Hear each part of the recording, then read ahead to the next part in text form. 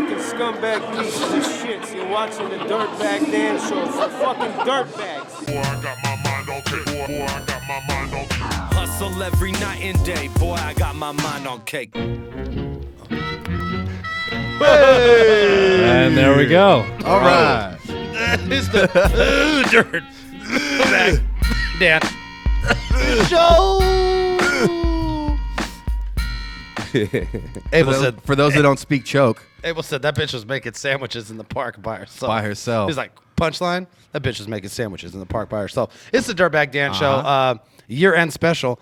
What fucking episode is this? 1,000. 45. 45, 40 yeah. mother. How fucking appropriate that we end the year on 45. We don't do this shit on purpose. We don't do anything on purpose. Shouts out to Skylar G and Caustic and Abel for holding it down while I was on tour with the homie Equipto, who's back in the building with us tonight. We're gonna talk about our little run on the road and what we got going on tonight and the rest of this motherfucking week. Real quick, I just wanted to shout out the sponsors that we've had over the course of this year. We definitely, since we came back and started this weekly format, we've been hitting it real hard, and we couldn't do it without the sponsors. Yeah. Shouts out to Sticky Solutions. At Sticky Solutions, hold on. Their shit changed because they got fucking kicked off of Instagram randomly at 7,000 followers. Damn. No good reason. It wasn't like they were showing a bunch of titties or anything. But they got the boot. So it's Sticky Solutions 710, which is that's like the 420 for oil. Oh, that was bad. That's okay. Technically it's 710. Sticky Solutions 710. Follow them on Instagram. Bam. And lynda.com. We had a lot of fun with that. That shit still stands, ladies and gentlemen. If you go to lynda.com and you want to learn how to use some Pro Tools or use some Photoshop and just up your whole digital production game, Technical. click the link through our website. Technical. You can be technical. Click the link through our website and you get a week free trial, I believe. Yeah, it's fucking 10 day. That's even 10 longer. days. Damn, that's 3 even days. Really longer. learn some shit in 10 Almost days. a week and a half. That's 2 business weeks in There you the go. business Fuck world. around and blow up. Fuck around and blow up in that whole time. Everybody, and we have some really exciting sponsors lined up. And shouts out to Vape Vaporizers who've always been holding us down, and some of the sponsors that have held us down in the past. BCO Apparel, they always Yeah, let me see that. retweet and Let me see that repost torch. stuff. Just everybody who's been a part of this thing. And if you're interested in sponsoring the Dirtbag Dan Show, definitely hit us up on our website. And we have interesting ways, especially if you're like hip hop related or like 420 related or 710 related. We definitely have our ways to help you promote to our growing audience, 11,000 fucking subscribers. You motherfuckers are awesome. Ever since we started doing the subscribe, Yep. we went up over 2,000 subscribers since we started our weekly episodes in October 6th. But in case they don't know, what? some of the new subscribers, what happens at 15,000? Oh, 15,000 subscribers. I do a whole episode in DNA's voice. So be like, yo, welcome to the Dirtbag Dan Show. It's your boy. It's your boy. And then the whole fucking show I do that. Yes, everybody wants that to happen. The best part is me and Caustic won't be here for that. Yeah. So it'll just be Dirt. He'll have to interview himself as DNA and as Dirtbag Dan. Wow. Just go back and forth. We'll battle. I'll do a whole version of our battle, pre-battle. You know what I mean? I think I'm a The waste sound bars. of it and then have a cartoon of it. We could do we can get fancy and post and maybe split the table and have me over there and DNA over here and just. I don't know. No. Everybody wants to see that, though. Hit the button. Tell your friends to hit a button. Yeah, subscribe. That'll be interesting. I don't know how I'm going to work my way around that. I never should have agreed to do that. shouldn't have. It was a terrible fucking. I'll tell you what. I didn't know I was going to be battling the fucker when I did agree to do that. So that's just a great thing for you. So yeah, subscribe on YouTube, Facebook.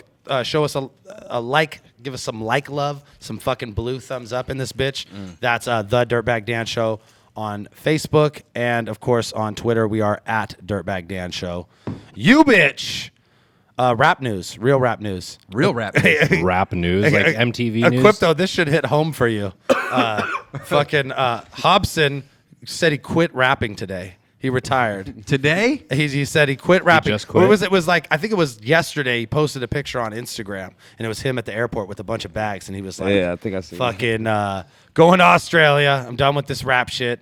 whoop-de-whoop. Like, he did it way more eloquently. He was just like, I don't think this profession is for me, so I'm going to go to Australia MC and do other stuff. No, yeah. He said he'd always be an MC, right? And then he also said he gave or sold his other half of Funk Volume, the very popular record label that he started with his partner Dame, who I guess is full owner now. And that's very interesting to me. I don't know. That's crazy. Good for him though. If you have that feeling like you should get out, then just get out. Stop. And when you're on top, I feel like a lot of people don't do that. They just run their career into the ground. Yeah. You know what I mean? If you got something going, keep it going. If you're not feeling it, step out. Yes, you got to feel it, right? I always say, you got to be built for it. Some people ain't really built to go through all the bullshit. You know what I'm saying? Like maybe he had enough of it, the fake contacts and shit, and just being a character. He wasn't like, hold on, what did I build here? Yeah. Hella being like held accountable for every little fucking thing you say, because he's definitely a dude who people have been like, what the fuck are you talking about? Like with his lyrics. Even me, like I've heard him say shit in songs where I'm like, yo, that's crazy. Don't say that. That's fucking, I don't agree with that at all, sir. But I think like people online are like, oh, what the fuck? And like people getting mad at him. I guess if you're like a real fan, you have a right to be upset. Some sort of weird entitlement or something like that. Where you're like, fuck that. You're supposed to make music for me and whoop to whoop. It's about more than you. You know what I mean? There's more fans than there is you. But it's not like you can make good music if you fucking don't want to do it or whatever. Or it's going to be as quality as you want. I don't know. I'm not fucking, I said, I hope I see him at a skate park in Australia sometime. He'd probably have a big ass fucking smile on his face. He seemed stressed the fuck out the one time I met him. So, there you go. Like, I don't know. It. Yeah. Why did you retired one time? Why did you do that? Yeah, that happened too. Well, I don't know, just because I was tired of shit too. Yeah. And it was just I thought it was time for me to just like do other things. I was like, man, this rap shit ain't really for me. I thought the same shit. But then, like, after a while, like you said, you be like, you miss certain things, you know what I mean? And you like, oh, man, it's really in you. Like he said, he's an MC at heart. He's always going to be, I'm sure he's going to make music. He's just not going to put it out as much. Yeah. I mean, I'm sure I got like probably like 3 times as many albums as dude, too. You know what I'm saying? Yeah, like, no, that's what I was going to say. I've probably been through a little more than dude. You had a longer run, too. Yeah, like, he quit. for sure. I think he's been actively making music, like, on a notable scale for only like 5 years. You know what I mean? And I sure, might be maybe longer, but... But like I ain't rocked like probably like the Coliseums. No, crazy. Yeah, he's also done like a crazy amount of shit. That can make you go loony. You know what I mean? Like, Totally. so that's the type of shit that you don't really want to go through. You know what I'm saying? Like I think like that's not like what I was definitely going through. That's not like what I was going through. I wasn't like going crazy or nothing. But it's a frustrating game sometimes. You know what I'm saying? Like. Just to do what you want to do and still get like be successful at it. You know what I'm saying? Like, and then or seeing the parallels like that maybe doing what you want to do is standing in your way, but you're like, fuck that, I don't want to do anything else but what I want to do. I always find myself in the situation where I'm like, fucking man, how much easier would it be sometimes to just have a fucking regular job or go to fucking work on some 9-to-5 shit and know how much you're getting paid and when you're getting paid and all that shit. Like, and that's the only thing that would like push me towards that. And I don't know, like I like doing this. I think that if I did that and I quit and I try to do the regular job thing, I'd probably be pretty fucking burnt on it pretty fast. Eventually, you just regret it. Yeah, I'd be like, fuck. What could? What if I was right there and then I quit and then I just like missed it by like a week? There was some guy who wanted to fucking do. You know, like you'd always have that like what if going on. And see, Dirtbag Dan is like a character, but he's not a character. That's him. Yeah, you know what I'm saying? Like he doesn't have to. Cater to nothing. He doesn't have to. I'm not saying Hobson did or whatever the fuck. No, but he's definitely has like a way more. Thank like, you. He wears contacts and shit. As soon as you like, I'm on the road. Just that. I don't want to wear contacts. Yeah, that as shit soon sucks. as you know him, you know that Dirtbag Dan is just Dirtbag Dan. Oh yeah, you're like that's so, and that's the character. I told you that's on the road the whole time about just the personality he has and how it's just so naturally marketable. It ain't even like he has to sell something that he's not. Because, you know what I'm saying, he put it in his battle raps. You know what I mean? You can see what type of dude he is, his character, his personality, and you like, oh, so when you see him, you're like, oh, what's up, Dirt? You know what I mean? Like, people gravitating towards him naturally. Yeah, it's cool to when I meet fans, I think because of the podcast, cats get to hear me talk for like 2 hours on average or whatever. And I think they feel like they know me better than I think they know me. For the 2 hour duration, yeah. They say they always be like, "What's up, man? Fuck Skylar." I'm like, "No, don't fuck Skylar. He's cool, man." Why does everybody hate Skylar?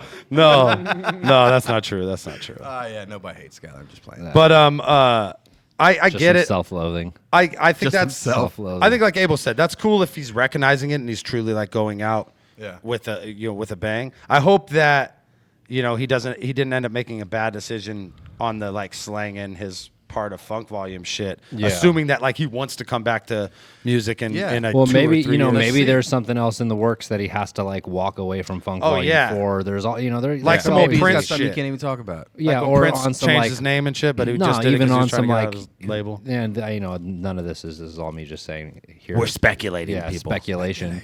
But it could be on some like, hey, we want to pick you up for Warner Brothers or whatever else, but you gotta cut your fucking ties with Funk Volume and be away from them for a set amount of days before. Why don't you go travel to Australia for 4 months and come back and fucking we're watching pick up you. a deal for Sony or some shit. You never know. I don't know. Let's I'm not see- saying let's that's the see, case. though, if he he really- could be burned out. Like you said, wearing contacts would annoy the shit out of me. Just Clearly, This sucks, bro. Yeah. It's like off stage, like, I don't want to do this anymore. There's a good chance he'll come back though. He's I just think looking a in lot the of mirror going, who am I? I think a lot of artists though. Can't even see. I think a lot of artists run into a point where they kind of question if that's the case, and they step away from it, and then they look back, and in retrospect they end up jumping. I don't know. I definitely can't like in any way like say that I understand because he took it to like such a large scale and so fast. You know what I mean? Yeah, That yeah, it's yeah. that and like Queasy said, maybe those pressures on that level are fucking the type of shit that even I would be like. And I love my job. Be like, fuck this. I'm not doing this shit. I can't deal with these fucking people. They're crazy. Right. So, we don't understand. Maybe this is the only way he can get a vacation. Fucking A. He's like, I got to quit rapping or else they won't let me take a break. I'll be back in me I on Florida. really just tour want to all lay the on a time. beach, but I'll have to retire in order to do that. Yeah, he could just be totally burned out. Just be like functioning on straight like shutdown mode where he's like, no more nothing. Like, I'm done. And then in reality, he's really not what he wants, but he can't see anything else because he's been going fucking so hard. Too Short just put out his last album. Again? Again. No. That's gonna keep happening. Hell yeah, man. I mean, just keep putting out albums. And but fucking Too Short's been doing it for, he's I mean, like, he's even- had 10 Hobson careers in his one little, you know what Definitely. I mean? Like, yeah. I mean, even Too Short could Jay-Z's retire did that 3 shit, times. like, he could retire 3 times. He could have 3 separate careers and have retired 3 one's times. mad Too at Short's going to put out albums after he's died for sure. There's Yeah, going to be yeah, like yeah. pre-made Too Short albums still coming out. Definitely. What happened to all the Pac albums that should have went out like that? Like, isn't there There a was bunch talk of like about it. shit that he recorded before he died, and like, or is it just like half verses and they like can't put that shit together? Some of that, I guess. I mean, a lot of it, I think, was that one, the Thug Nation or whatever. Oh, yeah, that- yeah. What was it called? The compilation he was going to come When they out? came out. One Nation. It was going to be East Coast, West Coast. So that was a lot of the shit that came. But then a lot of it was that dope street fame and the originals, all the shit that came out after that sounded hella bootsy to me. I was like, these beats are hella whack. And Pac didn't originally rap to these beats. Yeah. You know what I'm saying? So it's kind of like, feel. you don't feel that energy, like, there were like a few, like, When We Ride on Our Enemies was the original beat and, all that shit. You know what I'm saying? But You a could couple tell. of them. But a couple is like Street Fame and all those. That was like the original beats was just so hard. It was like When Thugs Cried. The original that was just phenomenal. But it turned out. I being, hope I have enough of a catalog that when I die, people can put my shit over like other beats, and then people be like, "Yo, that shit ain't tight." I like this shit. They already man. say that now. They do that shit Living. with. They do that shit with the beats. They just go. Daniel shouldn't have rapped on that. They should have gave that. Skylar should have pitched that to maybe somebody else. It's like they're like that beat is tight. I wish Dirt wasn't on that shit. That's quite the contrary. Yeah, I'm the like- foolish girl comment on the beat. They're just like, oh man, this beat's tight. Why is it Dan's? Why? Well, fuck you. What about that dude who was like, hey, I really like this beat. I know that you did a song with Dirt, but I don't know what legally I have to do to get this beat from him. Like, what the fuck are you talking about? Can you erase this He was shit like, from I want to history? remix this beat. Can you like give me the sample? No. No, he asked me for the song. Like, if I would sell him the beat and like take it from you and sell it to him. What? He wanted your song to be erased. Fuck that. No one will even know. No one heard that Damn. shit. Really cool, guys. Really fucking cool. That's dope. Yeah. Let's talk We're about selling some dirt fucking. tracks. Let's talk about some battle shit. And this is like the last show of the year, so we'll get into our full year-end shit.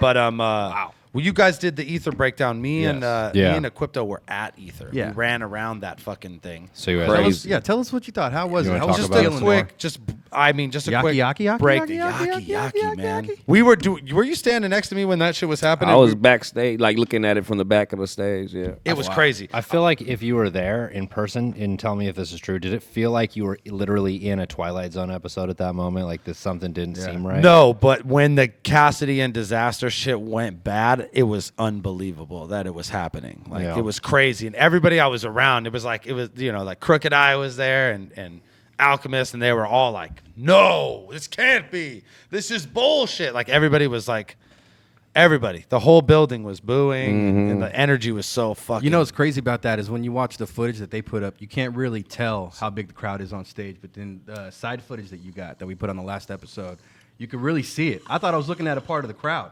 And then I realized that was everyone on the stage. Yeah, man, you couldn't keep these motherfuckers off the stage, and it was crazy, dude. They were fucking. They didn't even like when they were getting told to leave. They were like, "Whoa." Yeah, and I don't know if that was like the problem of why They need a sheepdog. this shit was up there. getting. They just need a sheepdog to run around on stage. It herd everyone off of that shit. So there was some crazy like salsa party that was going down in the venue that night, and there was like a whole line like around the block for it outside. It was like a big event, and they were like, y'all need to get the fuck out of here. You know what I mean? So that was basically, it was like time was up once again. And we ran into that situation where fucking way. That's what happened? Yeah, it was a time management thing. I mean, that's to my understanding. I thought it was because of the stage and no one No, I mean it was. that All was part of the shit timing. Is why yeah. the time was fucked up. They right? took them so long to get off a stage, it ended up being an issue. It was just a time issue, like you said. Like they had a line. It was crazy, bro. Yeah, Shit it was fucking wild. So I didn't have I wasn't on anybody's guest list or anything. I just walked up to the front and I was like, Bitch, yo.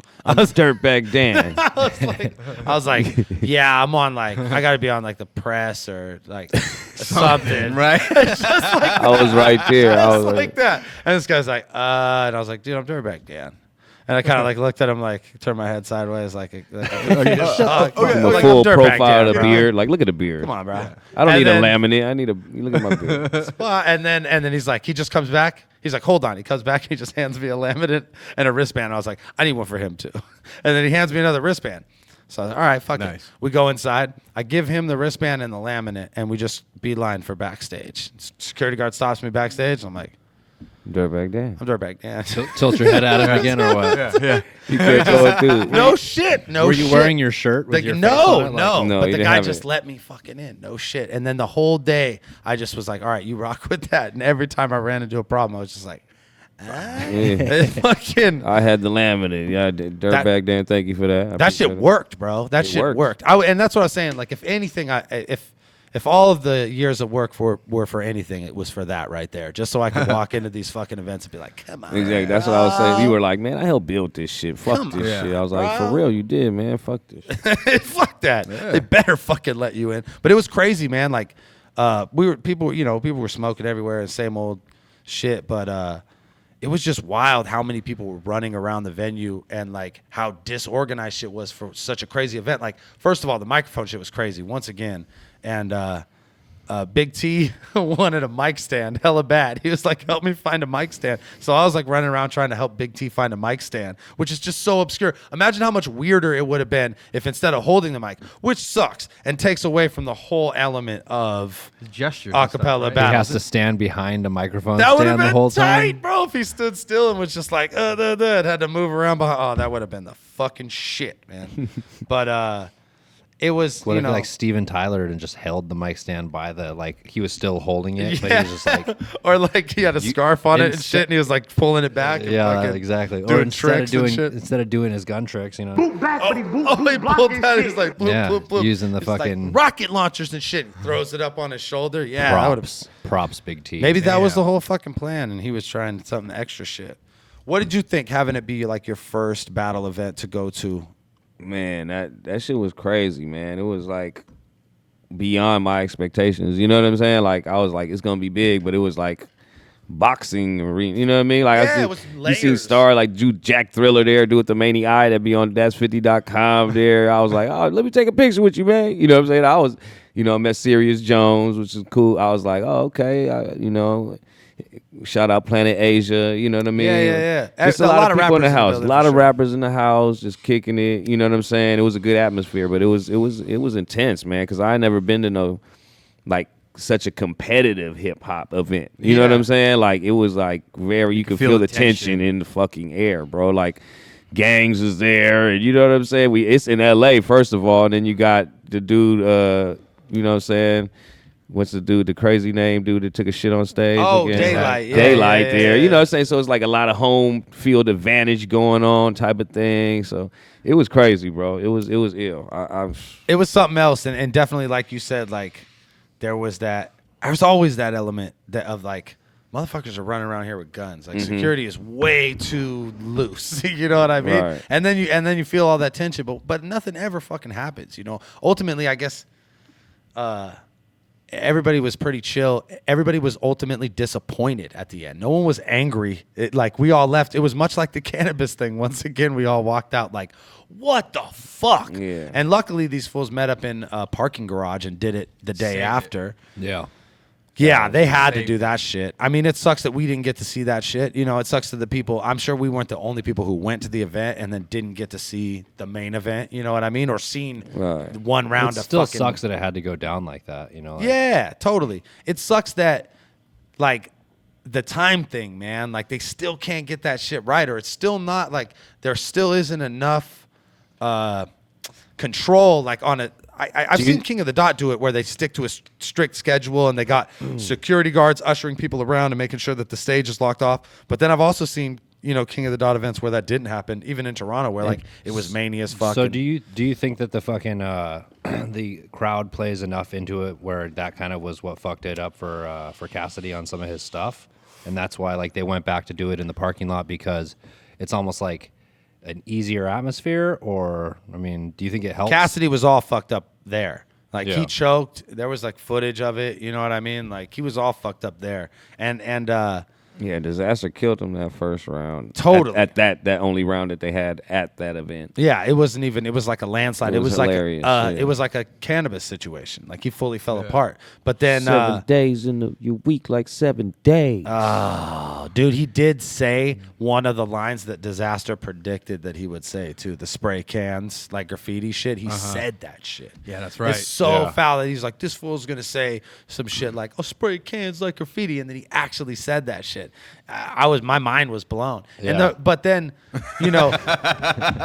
me and Queasy watched that shit in the car on the way to on the drive, like because we were fucking all amped up. We were like, "Oh shit, it's already up!" Like it went up fast. Right. And we watched it, and we were like, "What? Wait a minute, did Cassidy win? He could no, he didn't win." And then we were like online, and people were like, "Yeah, he said he won." What the fuck? Like, that shit was mania. I didn't even know what the fuck to think. Like, I get it. I get where people say that he won, and I guess he outperformed Disaster, which is weird because usually Disaster does the outperforming. Disaster, But, didn't he kind of admit that too? Like, yeah, he kind of outperformed me. yeah, or some and then shit he was that. like, "But I outbarred him." But then it's Right. like, "But of course you outbarred him. You're the one who's been rapping currently, and he's the one who's from a decade dinosaur, ago. Fucking yeah. Encino Man." And It's shit. kind of like, yeah. It's just like when you're a champion and it's a decision. You need to. You gotta beat- It's not. You gotta. You gotta knock him out if you're gonna Yeah. be the. I don't know. That's how people sometimes see it. And I don't just, know. you Well, I think also, like we were saying before, just because he could come out there and spit mediocre bars, and as long as he, gets through the rounds and has some sort of delivery with it, people are going to ride with him just on the fact that he's Cassidy. and the fact that Exactly. he's got like fucking clout. come with a mediocre one every 8. But basically. we knew that. The same thing with Yeah. cannabis. Same thing with Joe Budden. Anybody like they come in, they don't have to have caliber bars. Stop my time. They just have to perform. You know what I mean? They don't have to like fucking, have and any bar that they do have that has any value is kind of amplified. You know what I Yeah. mean? Totally. I swear I think Ab-Soul had the most like battle-y style of all the rappers that battle rappers or whatever, and it was on a track on Ab-Soul's album. I still haven't He heard that. battled Daylight, and Oh wow. And you could tell still the difference between the battle rapper and the rapper. Like Daylight is delivering like way louder. It's way more punchy. But Absol had some bars in there that like I could see one of my friends writing. You know what I mean? Versus like shit that Cassidy said I would never write, which is crazy too because people would be like, "Oh, Cassidy would kill you." Yeah, probably. You know what I mean? But it's really like I've been writing currently in battle rap, so I would never write some shit like that because it seems like hella like I'd be moving backwards. Like I would have to try to write it that simplistic. You know what I mean? Because we, you know, people who have been fucking battling currently, you think of things all fucked up. Like whatever trends, as much as you try not to do what everybody fucking else does and shit, like you're affected by the scene around you. So when people we're doing stop pause, I'm doing stop pause inadvertently. Or when people start doing Even like if you're mocking it, the you're list still shit. doing Yeah, it. even if you're mocking it, you're still doing it. So it's like I would think that to be thinking backwards. You know what I mean? I wouldn't write bars like that because they didn't seem like forward thinking bars, but they're effective nonetheless. You know what I mean? But it just seemed weird, like that people would latch onto that shit so much. You know, like fucking what do you say? This is a hair scheme. Don't let it go over your head like hair cream. Some of y'all might not have got it. He's like, some of y'all might not have got that. Wait, who? Who didn't get it? Dude, I totally got that. Hair cream. My grandma goes on didn't your get it? head. I think the baby's got it. Oh, It fucking was tough. It was a tough Yo, watch. so were there any other battles that really stood out to you guys that Live? haven't really been highlighted? Danny Myers and Heartless was, I think, a really cool battle live. And No Danny Myers with any Hulk rage. yeah, he hulked out a couple times. Sick. Yaki, yaki, yaki, yaki, Yakuza. I'm killing bitches. Yakuza. That Have you shit seen was the tweet? crazy, bro. Have you seen the Hey, tweets since Did then? you see? Did What about Rory, did you dude? add the part of the video where I film and I zoom in on a dude's face and he's just like staring. What the fuck? He couldn't believe it. What about the dude that introduced her? What? Oh, yo, the guy comes out. He's like, yo, what's up? What's up? LA, how y'all doing? I love LA. He's like, I'm from Detroit. Wait a minute. Who loves He's like wearing like a LA? fucking, he's on his like super like fucking Obey hat and like just like, Chuck Taylor. just so cheesy, like whatever he thinks we want him to wear kind of situation. And then he comes out and spits all this like LA shit. And he's like, I'm from Detroit. It's like, what the fuck? But are Just you bring leave out the that part Yaki. out. What are you talking Just don't say that. And then this bitch she does another song before she does Yaki Yaki. And she's like hella dropping it and all this shit. And You could hear the beat a lot more there, right? dude, Yeah, what's not going on with really, the because beat? I was behind the stage, so I couldn't. It sounded like that's that. yeah, y'all hearing the video? That's Maney because that shit sound weird, right? Like there's no beat at all. And she just breath control off. She's like Yaki Yaki Yaki. Yaki. I don't know. I heard a beat. When Yeah, I there was was a there. beat there. There was When a I beat was there, there. I heard a beat. You know what I'm saying? But So, all we're hearing Not here like is- that. That's why when Dan showed me, I said, I remember shit that, was but not weird. like that. Okay. That shit was weird. Have you seen her in the tweets video. since then? She just explaining what Yaki is. Yeah, and shit. it's the movement and shit. It's the movement. I'm gonna reach out to our Japanese connections and I'm gonna see if we can't get a Yakuza response video. Oh, Hold no, on. dude. That's what we need. Hold We on. need a Yakuza response video. We need someone from the Yakuza to either confirm or deny all our that YouTube, Yaki YouTube is, Yakuza. is the movement? I need to know We that got she the is movement. truly that she is Yakuza sanctioned before I fucking Don't they pass. drink her down like sake? They take her down like sake. Her Yeah. wrist is Colorado Rocky. I know that shit. Colorado Rock. Absolutely. Colorado Rocky. Sometimes on the sidewalk she plays with chalky. She plays Chalky, Chalky? Oh, bro, we could do this all day. Yeah. But what is the other battle? What about Power, the Pac line? Oh, fucking. You gotta mention that Okay, battle. so we roll up, and the first thing we see is Oh, Cali Smooth. Jesus. And we run in there. I'm like, hold on. I run up on stage. I run in there. And I'm like, all right, let's go. Right when I get there, this fool's fucking. I'm right as I'm coming through the audience, I hear this fool talking. What he said? He said, Said he was there at the studio. he saw I was there when Pac hit him up. I'm like, the East Coast might not like this song. And he's like, Pac says, sometimes you gotta ignite the war. What the? It was horrible. How the fuck, dude? If you were, Did he just quote a If you were- made up Pac situation? Yes. But then the punchline. Oh. Then 9 months later, I was born with a microphone. I was born in LA with a microphone. Yeah. So Like, basically, he was wow. saying that So we established That that Pac rhymed? put a mic in his mouth. he was questioning. Pretty much. He was questioning Pac. Like, imagine if you were just in the studio with Pac in the '90s, and you were like, and he plays "Hit 'Em Up" for you. Imagine you're And an you're like, unborn I don't baby know, in the Pac, studio. I don't know. The East ain't gonna like it. They might not like this song. I feel like he'd be like, Exactly. shut the fuck up. Shut the fuck up, Get the unborn fuck outta baby. here. That's what Who would the have fuck brought happened. him in here? Get him the fuck out of here. He hasn't even born yet. Like, no shit. What is that? What is that? A fetus? What the fuck that fetus just say to me? Got PD out of here. Get the fuck out of here. And then That was epic. And But then I they- thought about the power. I thought about the power. That guy, where was he going with Greasy that? just kept saying that. He would wake up and be like, then I thought about the power. Y'all ain't gonna get it till you Google that battle. Then I thought about the power. Just like that's like a setup. What a fucking goofy setup, It man. was bad. It was bad. I love that whole scenario though. I just was running over that in my head that like you're sitting there with Tupac and telling him like, oh, East Coast might not like, shut the fuck up. and then also that you were born 9 months, like that you're the reincarnation of Pac, or someone just left a microphone in your mom's vagina. One of the two. In It's LA. not- In LA. Which could have been. There's a lot of rappers in LA. Yeah. I'm just putting that out there. there's, That was there's probably a few that even look like Pac. Yeah. there's probably. She might have They're got out there. bamboozled out there. I don't know. Bamboozled. This Got a shit is so- lookalike out there. Yeah. Man, I'm just saying, like, that whole scenario, that's one of those things. To talk about some shit I wouldn't write. Holy shit. Like, do you have any friends that rap or Yeah, hang out with how you? did his boys How did let not that get one through? person be Was like, dog, that shit is hard. bro, Nah, did you I just they were guarantee with Pac it. would have said that. sometimes you gotta ignite the war? What? That Oh, was the slogan on tour. We was clowning. sometimes you gotta ignite the war. No, I thought about the power. That was the punchline. So they released the title match from Flatline, Pat Stay versus Daylight. I was out there at Flatline doing the post battle interviews. We added the footage from Flatline Yep. to the episode 44, I think, of the Dirtbag Dan Show. One of the things that I remember the most about that night was the post battle interview with Pat Stay, because it was fucking hilarious. There's a picture of me like this.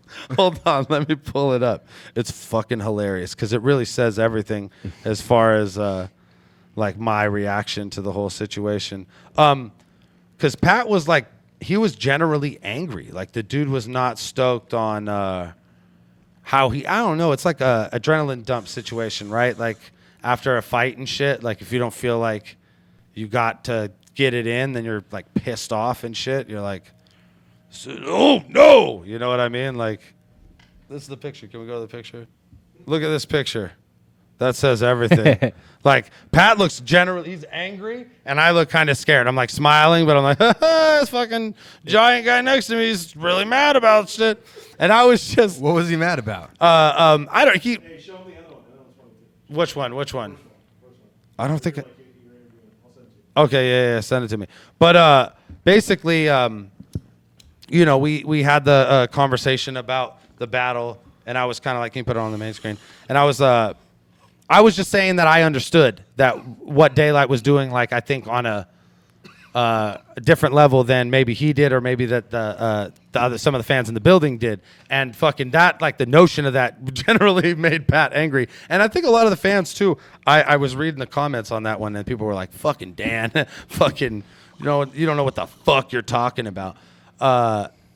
And you know, maybe you're right. Maybe I don't know what the fuck I'm talking about. But I do. I went back and I watched that shit. I stand by everything I said in that shit. I didn't say anything. I wasn't like too fucking drinky. I knew what I was talking about. You want to go to the picture again? What did Daylight do for those who haven't seen the? He dressed up like a slave, and he came out with a slave master with a whip, and basically used the chain as a metaphor. Yeah, and he rapped like a slave for the whole battle. It's like Equipto. It's pretty bad. You know, Pat's a big white guy. Yeah, I know. Pat, yeah, So like he was in Sweden when we were out there too. look at my face. Ah. Like taking a shit. Like You could check those out on the King of the Dot Media page. They're pretty fucking awesome interviews. When they come out, I think the next one is Charlie Clips and Sharon, which is a fucking awesome battle. That's the shit. That post-battle interview is awesome, and we actually seen some footage from that from behind the scenes on the last episode. But Rory, don't we have a pre-battle interview with Corey Sharon before the? Yeah. Okay. So if we do, we're gonna plug that shit in. Okay. We have a pre-battle interview from Corey Sharon, because by the time this episode comes out, that battle comes out on the 22nd of December. So we won't be back. We'll be back in January. So watch this shit. It's a fucking awesome pre-battle interview with Corey Sharon. And he actually, in this pre-battle interview, when you watch the post-battle interview, he totally contradicts himself. He says originally, he's like, I don't want the fucking chain. I don't care about the chain. And then when I interview him after the shit, he's like, fuck that. I want the chain. It's kind of tight. Like he changed his mind in the 6 hours that I fucking interviewed him and shit. So watch this post or pre-battle interview with Corey Sharon from Flatline before his battle with Charlie Clips. Dirtbag Dan Show, journalism, you bitch. Bam, we're in this bitch with the one and only Sharon. You have a big battle today with Charlie Clips. Yeah. This is what we're 2-3 hours before the battle right now. Yep. Where's your mind at right now? Just focused on all the rounds, and also with someone like Charlie Clips, you have to be ready for anything he throws on you last second. Like he could try to set me up for a whole freestyle fest. Like, let's see who's the better freestyler, bring up blah, blah, blah. So it's like, I really have to be in the zone where I'm ready for expect the unexpected, basically, with Clips. And also, in my opinion, he's the best person I've faced. So I have to really be prepared for some huge reactions from the opponent, which is a battler, it kind of, takes away your momentum when you hear the crowd go crazy for something your opponent just said. So you kind of answered my next question.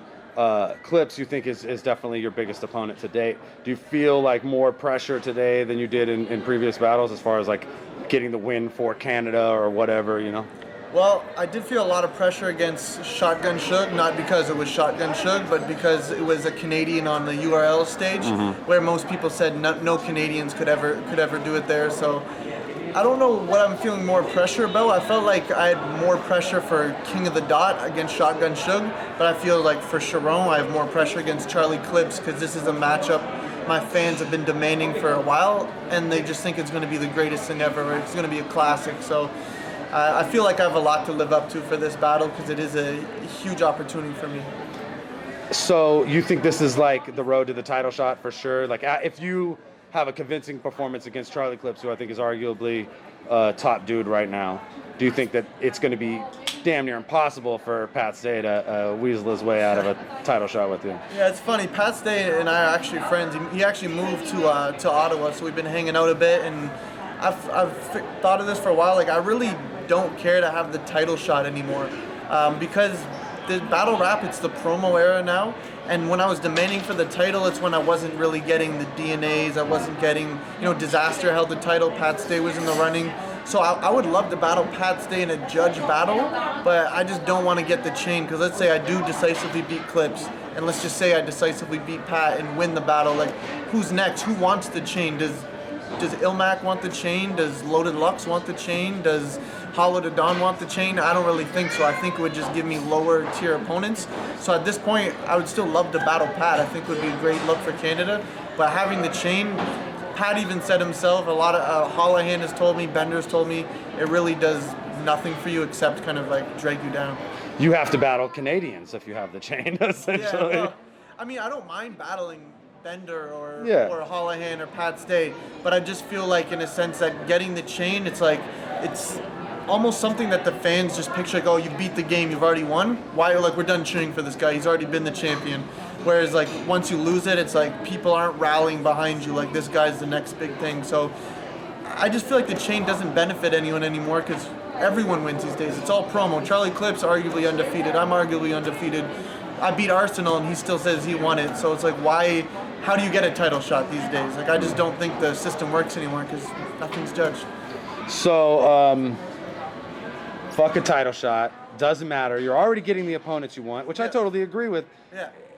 What's next for you then if you wash Charlie Clips? Which is a crazy notion. I mean, Yeah, I think that is a crazy notion. you and I have both said that this is a battle where you're looking to make it a close one and a good one versus like trying to just fucking wash him out and beat him outright. Of course, that would be tight. That's the plan. But it's Charlie Clips, so It it's is like you Charlie can't count Clips. on that. What do you do if you did though? What do you beat someone like Charlie Clips in an ultra decisive battle? Wow. Who's next? You already battled fucking Arsenal. I mean, of At course, this point, Pat, right? like, probably Hollow. Okay. Like, obviously there's other people, maybe like, you know, Sue Surf. I know he's already battled Hollow, but maybe Hitman Hollow, who people would prefer to see. But I just don't think a lot of these smack dudes like Sue Surf, Hitman Hollow, huge fans of it, just wouldn't make sense them battling me. Whereas Hollow the Dawn, I find he's similar to Charlie Clips. He's freestyles, he's personals. It's not just street and gun bars. So I would like to battle Hollow if I decisively beat Clips. Also, I want to battle Disaster too. Fucking A. So there's battles left for Corey Sharon in this bitch.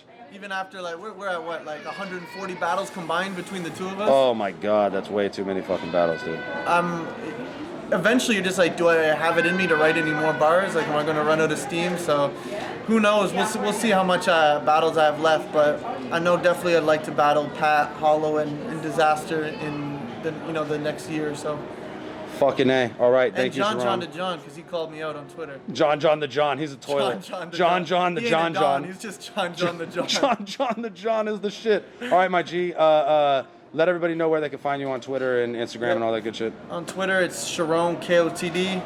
Facebook, it's all maxed out, so you just have to subscribe to me. Big deal.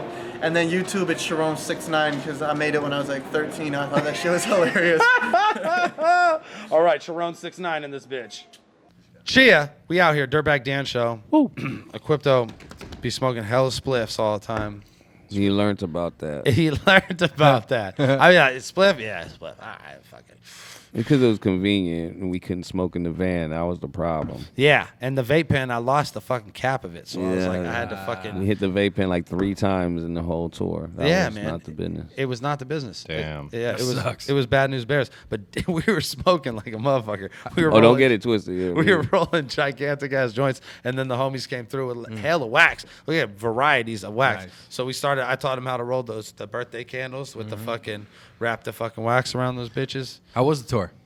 It was cool, man. We killed it in SoCal, and then up north, man, it just the weather got bad, and it was rough. But we got to kick it with Ilmac, and that was tight, and we got to build with the homies. Yeah. And then know now what? it's like the fucking. I found out about Dirtbag Dan cannot bowl. No, I'm the worst can't bull, bowl? dude. The worst fucking bowler Damn. on the planet Earth, man. It's fucking Every time terrible. you go on tour, we learn something about you. First, we learn you love water slides indoors. Yes. And now Yeah. we learn that you fucking Can't can't Can't bowl. Cannot bowl. It's not a bowl. game that I could Craziness. confidently bet you at in any way, shape, or form. I think I bowled like a 48 was the highest that I bowled. Wow, Yeah, fuck. bro. We was gutter balling like 3 consecutive. What's a turkey with gutter balls? That's what I Right, got. yeah. They I should have got put the that. bumpers up for you. We talked about it, but we all got a agreed hat that would trick be and- embarrassing, so we just left that off the table. It But was yeah, fun. We had fun though. Yeah, it was definitely like you said. Fresno was fun. Fresno was crazy, man. Definitely These good. cats come out to the show and they were hashtagging the hashtag Winter Fresh, and it's like, fucking good show tonight. It's like, I didn't know the homie Hot Rod, but rest in peace. And he's put a gun out the window. Bah, bah, bah, bah, bah, bah, bah. Whoa, what the fuck? Like, that's in our hashtags? Like, all right, fucking, we had some goons. Yeah. Yeah, it was crazy. And It was- what's it called Oceanside was crazy too. We played this dude Sean Doe's birthday at this fucking big crazy like 2-tier kind of sports club thing, and we actually had a big audience out there, and fucking people were like, even the cast that weren't there.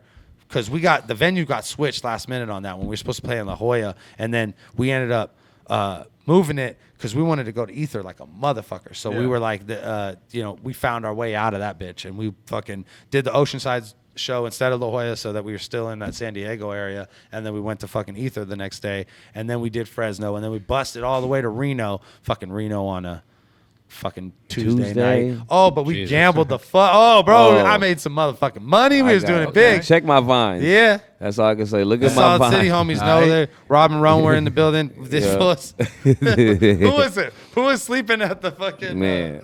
at the fucking Doors got kicked in. What was that when? Oh, yeah, shit. what the heck? robbery. Explain Okay, that. so There we was a- went right when we drove from Reno all the way to Beaverton, like right before Portland. Fucking, there was like a strong arm robbery at the fucking, literally like a half an hour after we check in. We fucking get down. It's like 2:30 in the morning. We're hella tired. We just hear hella bang, bang, shut the fuck up. I'm like, what the fuck is Word? that? Our And then all of longest a sudden, drive. I hear hella banging. The whole fucking shit's banging. I think shit's coming up from above. And literally like 10 feet from where we were, there's the breakfast door. And someone had kicked that door from inside out, like onto the lawn. Boom, hella, like 5 feet from fucking. Flies. And then 3 dudes ran out in fucking masks and gloves and shit. And they ran out of the fucking thing, like by everyone's room and shit. And fucking That's Equipto crazy. was like sticking his head out like, oh, what the fuck is going on? Like, why did I open the door? I opened the door. I'm like, okay. We think we were gonna watch like a fight or something, but it was not. Exactly. It was like, I guess these dudes ran in and beat the shit out of the dude at the front desk, and the cops were there within like 3 minutes, and then all night just fucking walkie-talkies and shit. So I slept like a baby. Me too. I told these motherfuckers I didn't sleep. I fucking complained like a motherfucker. Free hotel, you bitch. Since we were in Portland. and I gave them a scathing fucking Yelp review too. Tour pros. Yeah, because they were rude to Get me. it. So they got fucked. Dude got beat up at the front desk. Then they had to give me a free room. Then they got a bad Yelp review. Shouts out to the fucking Pepper Tree, fucking in fucking Beaverton. You bitch. We got over on that ass. Shouts out to Dirtbag Dan for thinking that's a great time to get over on him. Oh, Fuck someone that. just got the ass whooped? Fuck that, fool. I'm trying to sleep. I paid here to sleep. So I Perfect time. fucking I exercise my right to be a fucking yeah. bitchy American, bro. That's real shit, man. That's consumer shit. You can go to any store out here and just bitch, and they'll give you whatever you want. Just break some shit and be like, "No, I bought this. You didn't give me money for it. No!" And you scream to enough people, and eventually someone's just gonna be like, "Here, take this. Here's a gift. Get for it. out of our Just store, get the please." fuck out of the store." Is that what you just do? leave. No, but it was the that was the secret? time. That was the time. That was my moment. How you think he got the name? That was my American moment right there. She was a beezy too. She was a bitch. She said, "Go to your room," like I was a kid. I was like, "Okay." She's like, "I'm giving you your rooms. Just go to your room." I'm like, I was like, "All right, Damn. mom. All right, cool. It's done then. Shit's over." But we're not done with the tour. Go ahead, man. I can't fucking smoke. Oh no, just saying, put it on. It was like halfway off the table. Yeah. We're not done with the tour. We're playing tonight in San Jose. Yup. And then we got fucking tomorrow in San Francisco, and then Santa Cruz on Friday, and then Sebastopol on Sunday, and that's it, or Saturday, and that's it. Done on Sunday. No more touring for the rest of the year. No more shows for the rest of the year. I'm gonna enjoy the holidays. I'm sure you're gonna do the same. Yeah, brother. Yeah, you know that. They shouldn't have let us go home, bro. We're so unmotivated at this point. We should have started here. And Yeah, because we come home like, oh, we gotta do more shows, bro.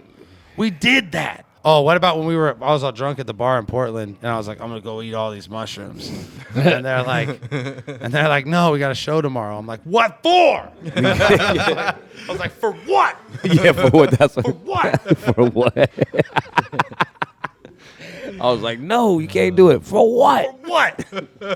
There was no answer for that, by the way. Roman tweeted that shit. Yeah, man. It's real shit right there. We were going through some shit. It was I meant so that shit beautiful. right there. Yeah, that was. Oh, we were out drinking with Ilmac. That was fun, man. Shouts out to Ilmac. He came out to the show and much fucking kicked support. it up. Yeah, he gave a lot of support. That was dope. Yeah, Paid he's at the the man. door and everything. Like Yeah, a man. G. Paid, Like a G. brought, fucking paid for like 5 of his friends and shit. He did the Man. real boss move, Yeah. showing up and being That's a tight. champ. Okay, so let's fucking wrap this shit up before we cut to a very special interview with a very special guest. Best of 2014. I asked a bunch of people online. I went on RMBVA, I went on our Facebook and our Twitter, and I asked people what they thought. And believe it or not, there was a lot of cohesiveness between like the shit that people were saying as far as like best battle and who had the best year and who had the worst year. Yeah. Sometimes people were just being dicks, but for the most part, there was there was a lot. Best battle, I seen a lot of the same battle. And And really, I have to give it to Daylight and Chilla Jones because that was the one that I seen the most consistently, and that was on my short list of battles. I would have also said Hollow and what's it called? Loaded Lux. If that, because I think that happened at the very beginning of the year or whatever, or that if that. Some of them someone was like the worst was Dirtbag and Charlie Clips. I'm like, I'm pretty sure that was 2013 because that was like October and it wasn't last October. You know what I mean? Yeah. So sometimes I get skewed on when the battles are released versus when they drop. But I'd say pretty consistently that the most bar for bar, the best battle that I seen in 2014 was Daylight versus Chilla Jones. I don't know. There was a bunch of other ones that came up. It's a good battle. Yeah.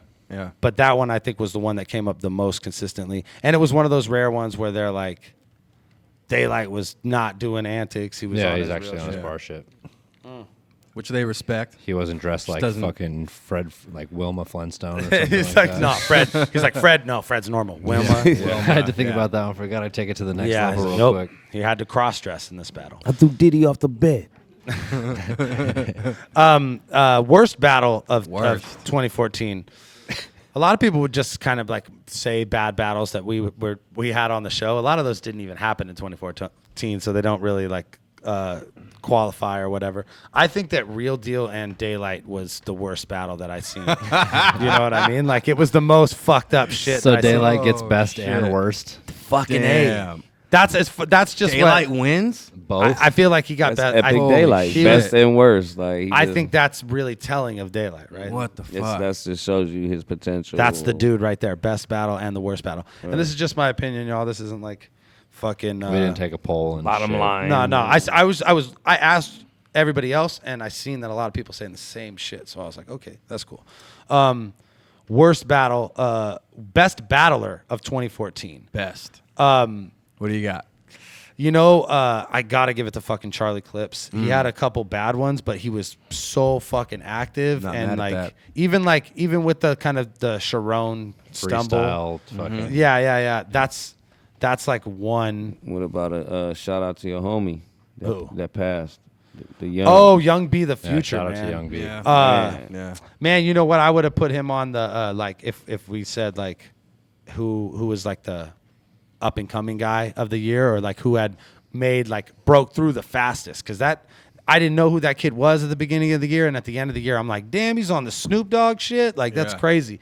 Only met the kid really once at Ether the day before he fucking passed away. So that shit's terrible. Man. And definitely I think the whole battle community was very like bummed about that one, because they all shit goes so fast in this fucking battle shit. You know what I mean? Like, yeah.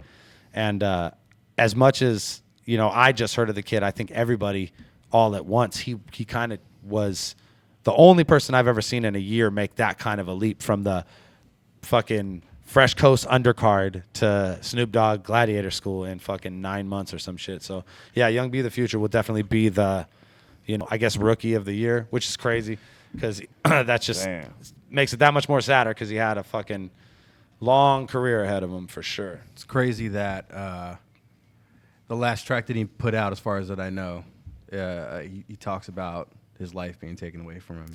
And well, I mean, I'm sure he obviously lived that life, man. But it was just the situation seems crazy. Extra foul, like right out front of his house, and then, I don't know if there's been no kind of like explanation for any of that shit, and probably won't be, because that's kind of nobody knows why, you know, Tall got killed or who killed him. That's still an unsolved murder too. And another homie just walked up in the park and just got him. And that was another battle rap dude who was, you know, who had made an impact in a real short period with a few battles. Yeah. But Young B the Future, man. Definitely go watch a Young B battle. I think my favorite one is when he was wilding out on Lush, and we seen that live. And I never got to talk to him that day. We seen it live. That was the same day that Carter Deems and Joe Cutter were doing all the weird shit. Mm-hmm. Fucking cat shirt and fucking. Someone said that was the best battle of the year. I saw that. What? Carter Deems, Joe Cutter? Yeah. I mean, weird.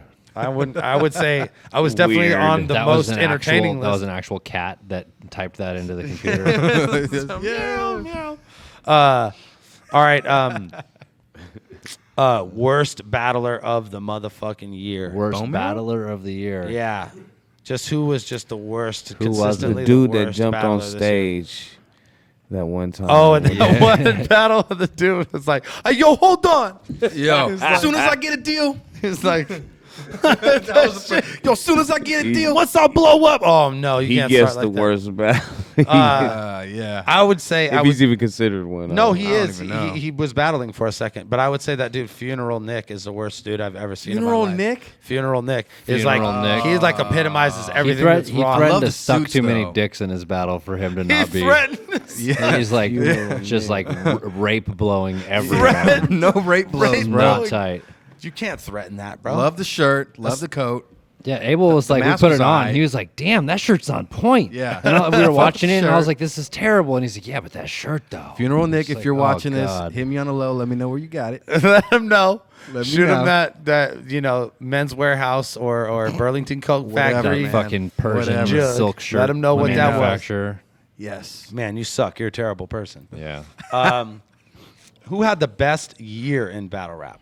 I'm gonna say fucking Corey Sharon. Capped it off. Just fucking whooped ass the whole year. Yeah. Finally got his respect from the BET shit. Got to go do Smack. Fucking killed it on Smack, and then fucking closes out the year by beating like someone who a lot of people thought was unbeatable, especially Yeah. to him. So Who?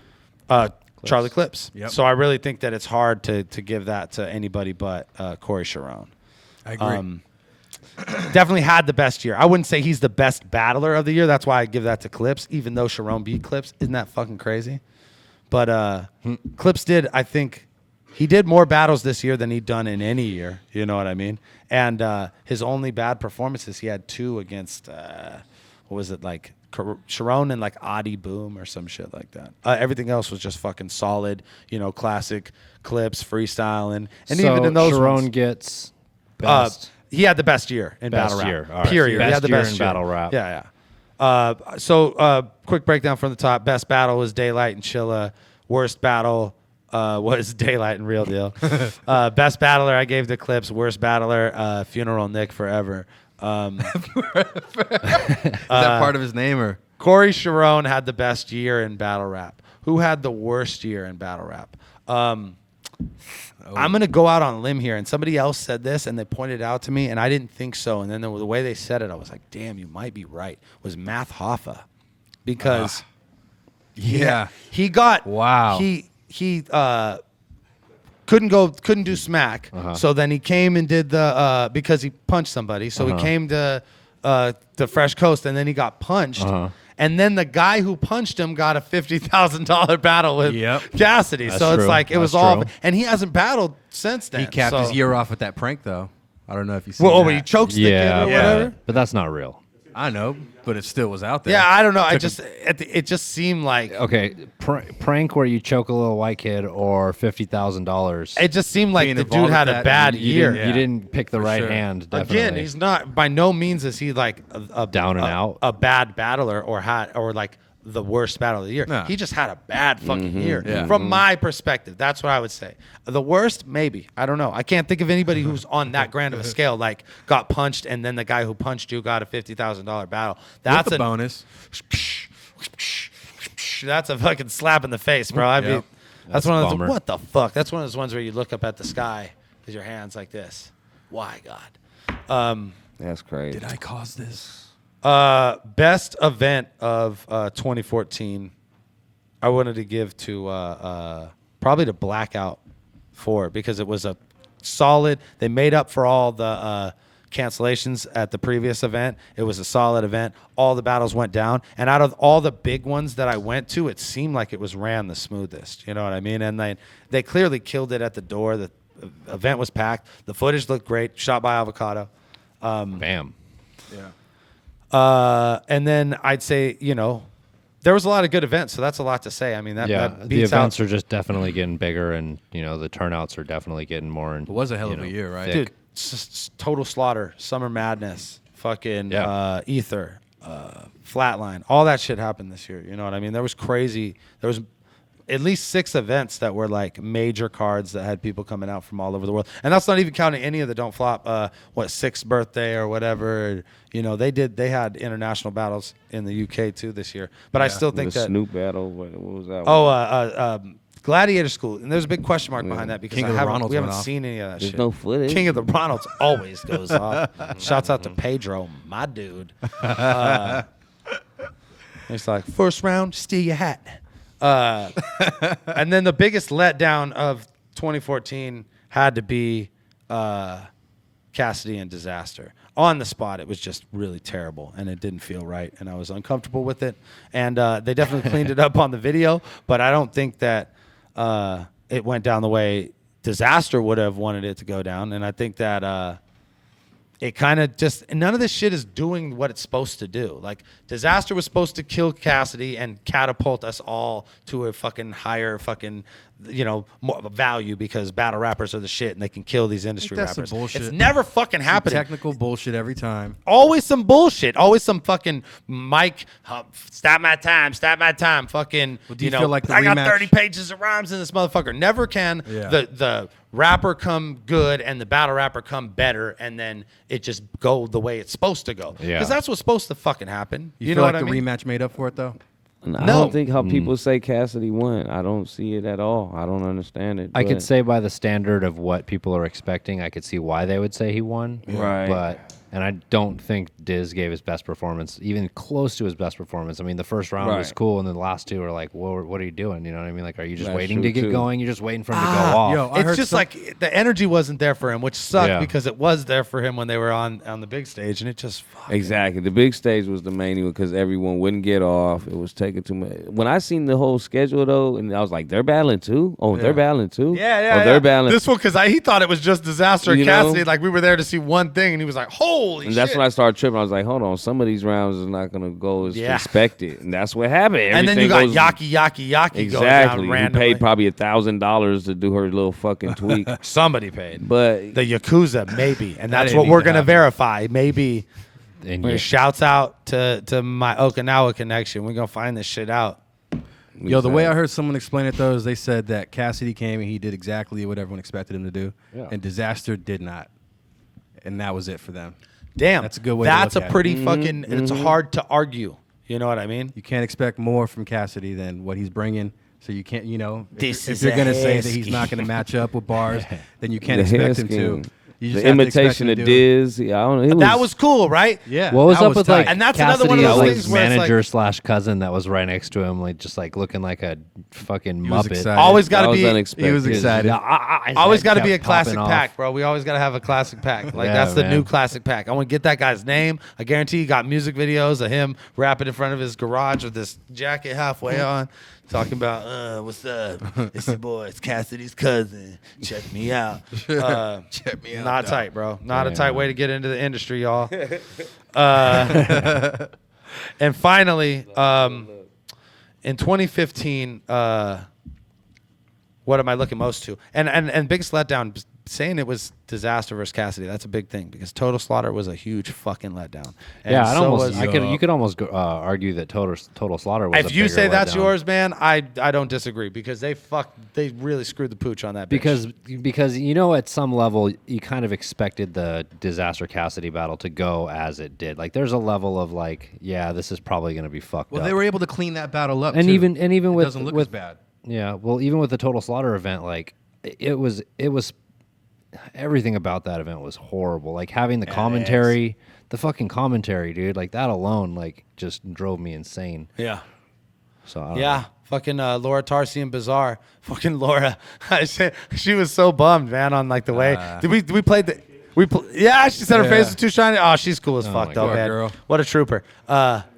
We'll try and drop the shine. I don't know. I'll get like a bounce board out there or some shit. We'll step up the production value. We got to get her on the show if she comes to town for the Battle of the Bay and have the first female on the Dirtbag Dance show. Damn. Like you could. We'll jump from like a you could be 4% that. female viewer to like a 6% female viewer audience. Oh, dude, overnight. Skylar, let's never say those numbers out loud again. Right now, we're going to cut to a very special interview with a very special guest. Ladies and gentlemen, the big guy from New York.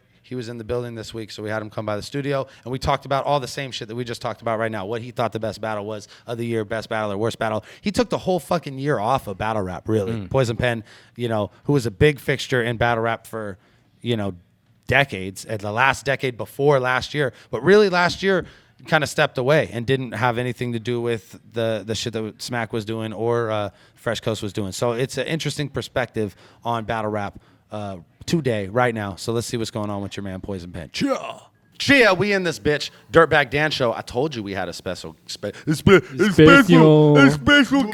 It's all about saying special in a special way. Ladies and gentlemen, all the way from BK in the building, Poison Pen is with us today. Good afternoon, good evening, good day. He's a savvy traveler, man. He comes all the way out here. We can't just have, I'd love to have fucking Hollow in here. I'd love to have, fucking Swave. Even PH. We could even have PH come but these motherfuckers don't come out here all the time. PH is going to have to walk out here, you know what I mean? He's battling Joe Cutter at day one of Battle of the Bay. How far have we fallen? Nah, don't do that. Don't do that. Don't do that when I'm interviewing. Chill. Don't do that. Oh, we love you. I love you, PH. I gotta make fun of you because you beat me, right? Yeah. You keep telling yourself that. Poison Pen's in this bitch. We're talking 2015, 2014. We're wrapping it up, getting ready for 2015. This is a year where I follow you, right? So I see you. You went to Australia this year, right? Where else? You guys were fucking flying around. Damn, I've been to a lot of places this year. We did a year from now, whatever, from last fall to now, whatever. Yeah. We toured the nation with, of course, Rebel Arms, my brother, Mortal Technique.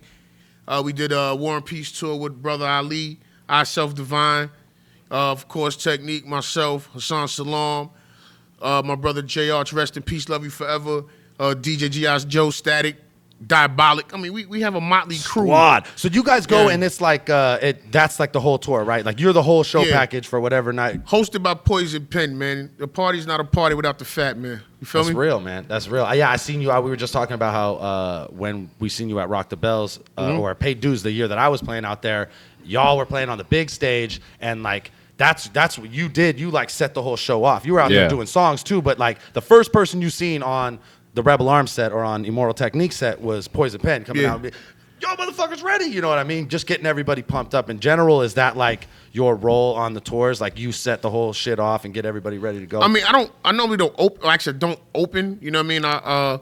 We have openers and shit like that team. But as far as, when we get into the meat and potatoes to the main part of the evening, I set off the festivities and get people in that right mind state because, as you can see, I move around a lot. You know what I mean? They thought he was a football player over at the Marriott. Oh yeah, I just walked out the Marriott. They was like, "Can you sign my helmet?" There was a bunch of dudes standing outside, and this dude walked up to me. "Can you sign this helmet?" I'm like, "I don't play ball, dude." And this guy's across the street. Like, who the hell did you think I was? Like, come on, man. You should have signed it and just been like, I should have. I should have put my Twitter at Poison Pen BK. I don't play football. I don't play football. You were talking to me about doing music out here, recording some new projects, because this is a year where you spent most of your time on stage and not as much time, or you didn't put out an album at least. Yo, the funny thing is, when I took over the Grind Time East Coast years ago, music was the number one thing, and I actually took a hiatus because battle rap exploded. Yeah, and I was one of the people that helped steer it in the proper direction and things of that nature. So I actually had to fall back from recording my own music because the battle rap thing had took off in such a fashion. So I had to take a little hiatus to get to the battle rap and make sure things were smooth. But at the same time, battle rap was actually battle rap and then touring, with Technique or Sean Price, a gang of other fools that I rock with. So that was treating me well. And the battle thing was working, so it was like I actually fell back from doing my own music, which is weird, but we back, man. I'm working on this album right now. I'm in Ventura. I'm down south recording with Chino XL. Me and Chino XL. Yeah, we're doing a group project. Fuck yeah. Guns. Yeah, Chino got guns, bro. He walk around like this. Yeah, I let him do that because yo, I went to the gym with Chi. I went to because that sounds terrible. Yeah, I mean, That doesn't sound fun at all. I actually used to work out on a consistent basis, man. You see, I let myself go. Shout out to my G Tyler. You know what I mean? But yeah, so I mean, I'm not comparing myself to Chi, but going to the gym with Chi is a whole nother experience. You just like I'm over here with my little 35 pounds like this. And this motherfucker's like benching like 450. 4 people and shit. You know what I mean? Like 4 gym members. He's like, yo, fuck the weights. Let me just lift the machine. You know, so yeah, Chi's definitely a beast, and yeah, we're working on that now, and it's gonna be ill, man. It's gonna be. I don't think you've heard either of us how you're hearing us, because no one's even expected that combination to occur. But yeah, it's going down, man. Poison Pen, Chino XL. I call it Poison Pen 2 featuring Poison Pen 2. It's like Poison Pen. All big. Poison Pen. You know what's up? So you were talking about, you took over Grind Time East Coast, and at the end of Grind Time, you were involved in almost every battle league. Like, you never had like a working role with King of the Dot, but you definitely worked with King of the Dot, setting up events and setting up battles. And then this last year, really was just focused on touring and making recording music, obviously. But how active or how apparent was battling to you? Like, were you watching a lot of battles this year? I mean, I know you hang around with a bunch of motherfucking battle rappers. I know. Yo, when I walk the street, actually, no matter, I'm about to say in New York, but not actually wherever. I swear, like, I was in a year and a half ago. We were out in we did a European tour, and we were in UK. We were in London. No, we were in South England, whatever. Yeah. We out there, and no bullshit. I'm getting off the elevator. I'm getting off the elevator and I guess I have like, my personality is a very, I guess I have a demeanor, accommodating demeanor. Yeah. You know what I mean? You know, so people just come up to me like they know me. People literally come to me in conversation like, I'm like, say hello first. I don't even know you, son. But yo, so I was stepping off of the elevator with a friend of mine, and these dudes were like, hey, Poison Pen, hey, what's going on? I'm like, and they just started talking about actually Disaster. You mentioned Disaster. They actually, hey, so what's up with Disaster? I'm like, I'm gonna text them right now. Like, what the fuck? But it's like we're in England. We're in England. Like, we're not even in the States. And like, no matter where I'm at, people always ask me questions about their favorite battle rappers, about this, about that. And there's like the top 2 people that get mentioned to me. Actually 3. Is Disaster. For some reason, people always put me in people group me with Disaster. Yeah, that's my G, but it's just mad like Disaster. You know. You're in London. You're in South England, and they're asking you about your West Coast homie. Yeah, you know. What I mean? So they asked me about Math Hoffa, Iron Solomon, Disaster. Okay, Iron Solomon, I guess that makes sense, because everybody's just like, what happened? Yeah. I think we did like the last battle rap related interview with Iron Solomon that I ever seen him do. Before he walked off into the mountains, Houdini. like disappeared. I think people ask me about Iron Solomon more than they ask Iron Solomon about Iron Solomon. They're like, what happened to you, man? Never mind, I'm gonna ask Penn. What happened to Iron Solomon? Me and Mook talked about Iron Solomon. Like, I'm like, yo, can we talk about anything else? Why we got to talk about Iron Solomon? Disaster, that must, and then Hoffa. So like, all those conversations are related. Oh man, yo, people don't even understand, man. Like, when it happened, my phone would just. Not even touch on that bullshit, but whatever. That was, you know, when as soon as it happened, because you know I have a lot of family and friends in LA as well. Yeah. You know what I mean? So as soon as that went down, my phone just blew up. Yo, you out here? What's going on? I gotta come see somebody? Like, fam, I'm not even there, fam. You know what I mean? And you know, that was whatever. I mean, what are we saying about the situation? Are we still talking about that old shit? No. I mean, that's like Arcane and Caustic. Whenever it comes up, we all kind of just like try. Why are we still talking about this? I don't even know why the fuck we still talking about this. It was a year and change ago, man. You know, I mean, it was a few months ago. I said, that was a year and change. It was a few months ago. Whatever, man. It's going to get resolved. However it gets resolved, man. You know what I mean? And that's that, man. So yeah, real life. But that sucks that like you are like someone, because you're a fucking nice dude. We all get along with you. You know cats from all over the world from this battle rap shit. So of course you know the punchy and the puncher in almost any of these battle rap situations. Like if I go hit a motherfucker tomorrow, chances are you're gonna know me and the dude that I punched. You're probably right. It sucks. you know, I feel like I'm a polarizing figure, and I go to these events, and I fucking people are like, I wonder sometimes. I'm like, I wonder how mad at me this dude is for all that shit I've been talking. But at least I'm like very upfront about it. With that whole situation, I know that like I had done interviews where cats are like, okay, well, we'll see you when you come out here. I'm like, oh, really? What the fuck did I do? All right, fine. Just swing one at the beard if you must. But it honestly, it's not going to get any work done for anybody.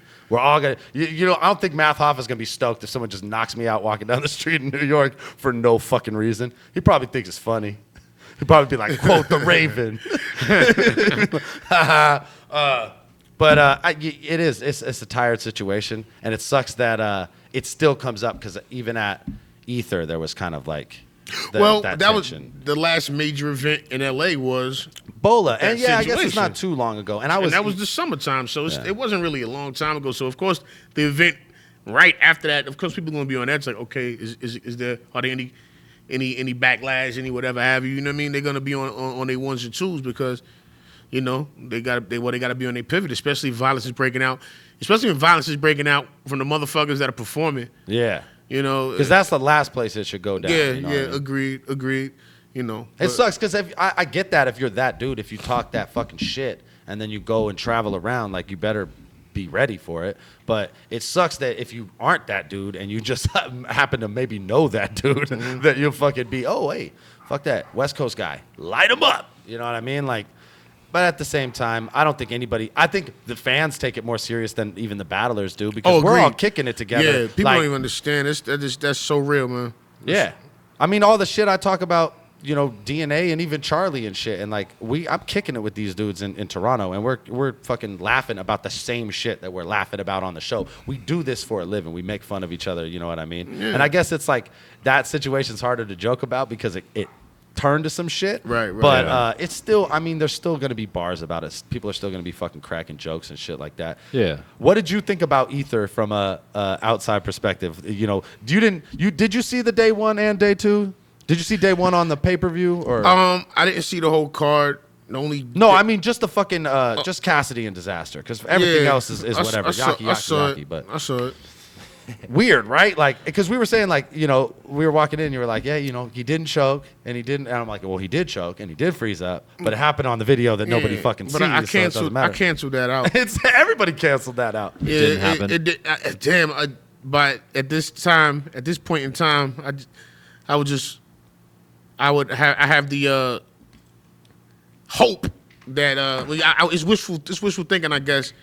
You know, I would want events to be more on point, you know, more coordinated, or the hang-ups or the fuckery. You figure by now that shit would have been eradicated. I mean, granted, when you're doing live events of such a magnitude, there's always room for X, Y, and Z. But for things to have as many issues, it's just like, damn, son, you figure we'd have been able to take care of that already.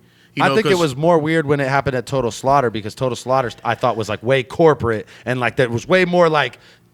Believe me, like we were watching Ether behind the scenes. Like it almost seems like Total Slaughter, being that it's so corporate, not them having no idea what to expect, so they could fuck up. They could fuck up, or like, you know, Lush and the crew should have it down by this point. Yeah, but honestly, it was the thing is that's what it was. It was like the same people doing this thing, except instead of doing it on this scale that we used to do it on, it's fucking 10 times bigger. Right. We're charging 10 times more money, and there's fucking live pay-per-view feeds involved, and audio is always an issue, and I think that's really like technology related. Like I don't even know if we're there yet with these lavalier mics. The lavalier, I don't think it's there. Well, if you look at PoisonPen.tv battles, okay, all right.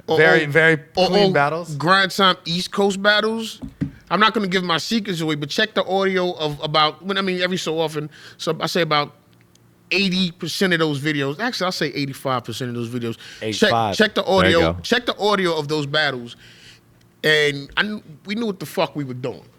Yeah, I always say that too. Like me, the homie Andrew, he shot all the Battle of the Zay battles. They're everything's super crisp. It's all fucking like very high definition and beautiful, and you can hear everything. But we're fucking shooting for 200 people tops live. You know what I Yeah. mean? Maybe 250 at the at Battle of the And State 200 people, 250 people that are like really there to watch the battle, you know, like that are like not like there to fucking meet chicks and not or fucking 2,000 drink at the in bar, multiple fucking- tiers. I mean, we're I'm all always on some somewhere to other meet shit. chicks, though. Yeah, I mean, well, yeah, that- but you know what I mean, like not even paying attention, like dudes that, or chicks and fucking people that are there just to fucking get fucked up and party, you know. But touching on the Total Slaughter thing, you know, I was a part of that too. You know, I was one of the judges. Did a little. Oh work yeah, with, you were one of the behind the scenes judges and shit. Yeah, like they had yeah. Ebro and Royce talking, but for some They reason were like we they don't get weren't to hear judges. from. Yeah, that was a whole interesting situation. But you know, end of the day, me directed Kid Capri. We judged the event and you know had a lot of input on certain things. But to speak on that, the interesting thing was the audio in the venue. Alex in the venue, it was cool. Yeah. So that you know how I found out, because you know I'm everywhere.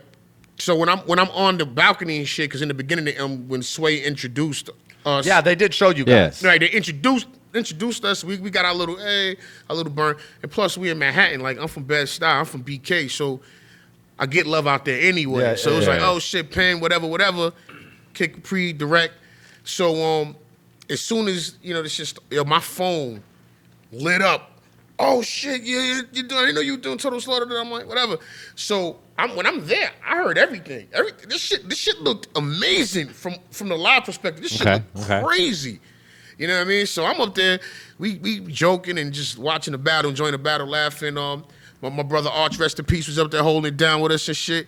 And to us, it was fine. Yeah. Like I was up there with Buster was up. Buster's always in the fucking balcony for a battle Yeah, or something. yeah. Buster's up there, Graf's up there. So we up there just having a good old time. And then my phone.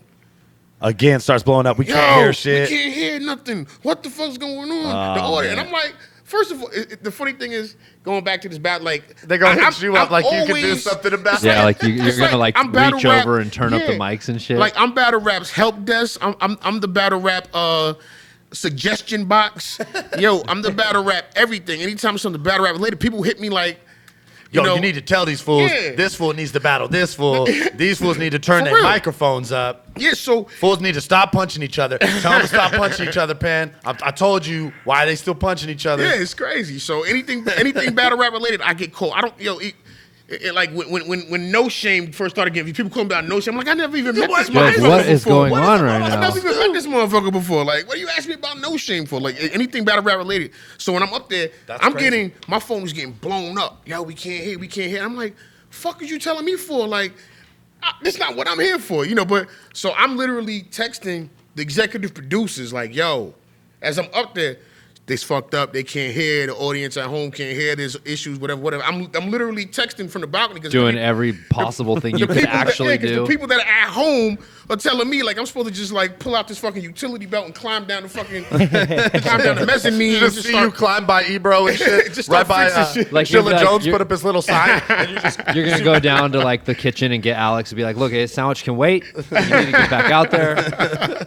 Yeah. So, but like I said, being there live, it sounded fine. And then I heard from after the fact, oh, the audio was bad, and then the site crashed because of the traffic, not because of anything else. They didn't expect as much traffic, so technical difficulties occur everywhere. But coming from Fresco side, Fresco's been throwing major events since the resurgence of this battle rap thing. So obviously I wasn't there, so I'm not speaking from anything else. But I just figured, sometimes you figure things would have been worked out or whatever, everybody. And that's all. That's what I'm saying. I think it was just like a lack of control of everything at the end of the situation. Like they were saying you couldn't tell from the battle, but you could tell from the behind the scenes footage that I shot from the back behind the stage. There were so many fucking people on the stage that it looks like people are like gonna fall off the stage. And the whole process of like getting them off the stage and the people who needed to be there and who didn't, it took up so much time. Welcome to the URL. That's some new shit. So y'all not used to that shit out here, man. Nobody wants to stand by us. Yeah. Like, Nah, you're good. You're good. Let those Let fools him go do out it. there. Yo, You know what? son, You know we what got I've wires. noticed though. If you look at the microphone situation, like to go from a hanging mic to go to a hand mic, then to switch to the lavalier, what you're finding is there's too much movement. So now they switched to like the Britney Spears mic, and that apparently isn't going to work the way that they planned. Shit. So they're like process of elimination. Maybe they're gonna get a different type of Britney Spears mic. Maybe they'll get the Whitney Houston or the fucking Janet Jackson or something. They can take it back. They can get the Bobby Brown, my prerogative mic. Yeah. That see? motherfucker was doing it. Exactly. Yeah, And the exactly. mic stayed right That there shit the was whole time. fucking Big Daddy solid. Kane used to step on the homie and he'd kick over his leg. He Yep. did that whole shit while rapping. How come Yes. you can't get a fucking acapella battle done? Something That to shit's foul. consider, you know? Like, I don't know. I think. Do you think it's on its way. And this is like, I don't know. This is just like a random thought. Do you think it's because we're such fuck ups, like just battle rap as a whole? Like you're gonna end up dealing with a bunch of fucking goons, no matter what. Like if you want the good battlers, is it always gonna be this way? Are we always gonna want too many people on stage? Are we always gonna fucking get in fights at the venue? Are we always gonna fucking choke randomly? You know what I mean? Like we're goons, dude. This is what we do. Yeah, but at the end of the day, we're adults, and a good amount of us are businessmen. Yes. So certain things have to be implemented. You know, I took a lot of flack when I did the event in LA last year, the Rap Battle Network. Yeah. But if you look at the Rap Battle Network, everything ran on time. You know, everything was efficient. I mean, as far as the battles, maybe the setup, people could disagree It was with. just a release situation with that was the biggest issue, whatever. right? Fuck all And that's that. out of your hands, That's right? out of my hands. And what and can you do? You were supposed to throw the event I was and there. facilitate the battle. That was my job, and that was it. But I definitely What's up had a with whole the- bunch of input, but look, it ran like a well-oiled machine because but you know what? It's all in production. Yeah. This is an area that we all lacking because we don't come from that aspect. We don't come. Yeah. But like, okay, so a lot of us are performers, a lot of us are artists, but a lot of us don't come from the just putting on spectacles events of and shows shit. and Yeah, events yeah. and things of that nature. The majority of us don't come from that background, so we're still learning as we go along. Like, okay, this doesn't work, this doesn't work. So it ends up just being a comedy of errors at time. But these guys, this is their job every day, all day. So they know, okay, we're gonna need to do this, we're gonna need to do this, we're gonna need to do that. And it ran very smooth. I did an event. I've been doing a lot of private events lately. I did an event in August or early September, can't remember right now. For a website called theboombox.com. I did an event in New York City. I did an 8-man tournament, I did a 4-man tournament with Danny Myers, Lotta Zay, Swave, and Real Deal. Oh, I did. I seen that. Yeah, and we had Black Thought perform. Okay, yeah. Tight. And you know that also ran. It was smooth as shit, man. You know, but it's all about getting Scale, the right right? people. Getting the right people and not having 10 battles and only having one performance and not putting and having it be Black Dot and not some yaki shit and not having it be in the middle of the thing. And making people fucking, live up to the guidelines that you put. Like, hey, man, I need you at the venue by this time. We got to get the set started at this time. Not Right. like, it's time for a set. Go find him. Like, everything ends up. It's a production. 5 minutes ends up fucking 50 minutes as Exactly. soon as you add those motherfuckers up. But even like you mentioned Total Slaughter earlier, like audio, and all that, whatever. But as far as the time, that shit was efficient. Boom, boom, Yeah. boom. Yeah, boom. especially with the And- live events, you have to be, Yeah, right? and even with but you see, they only had four battles. It was what? Arsenal and Rex. Yeah. Yeah.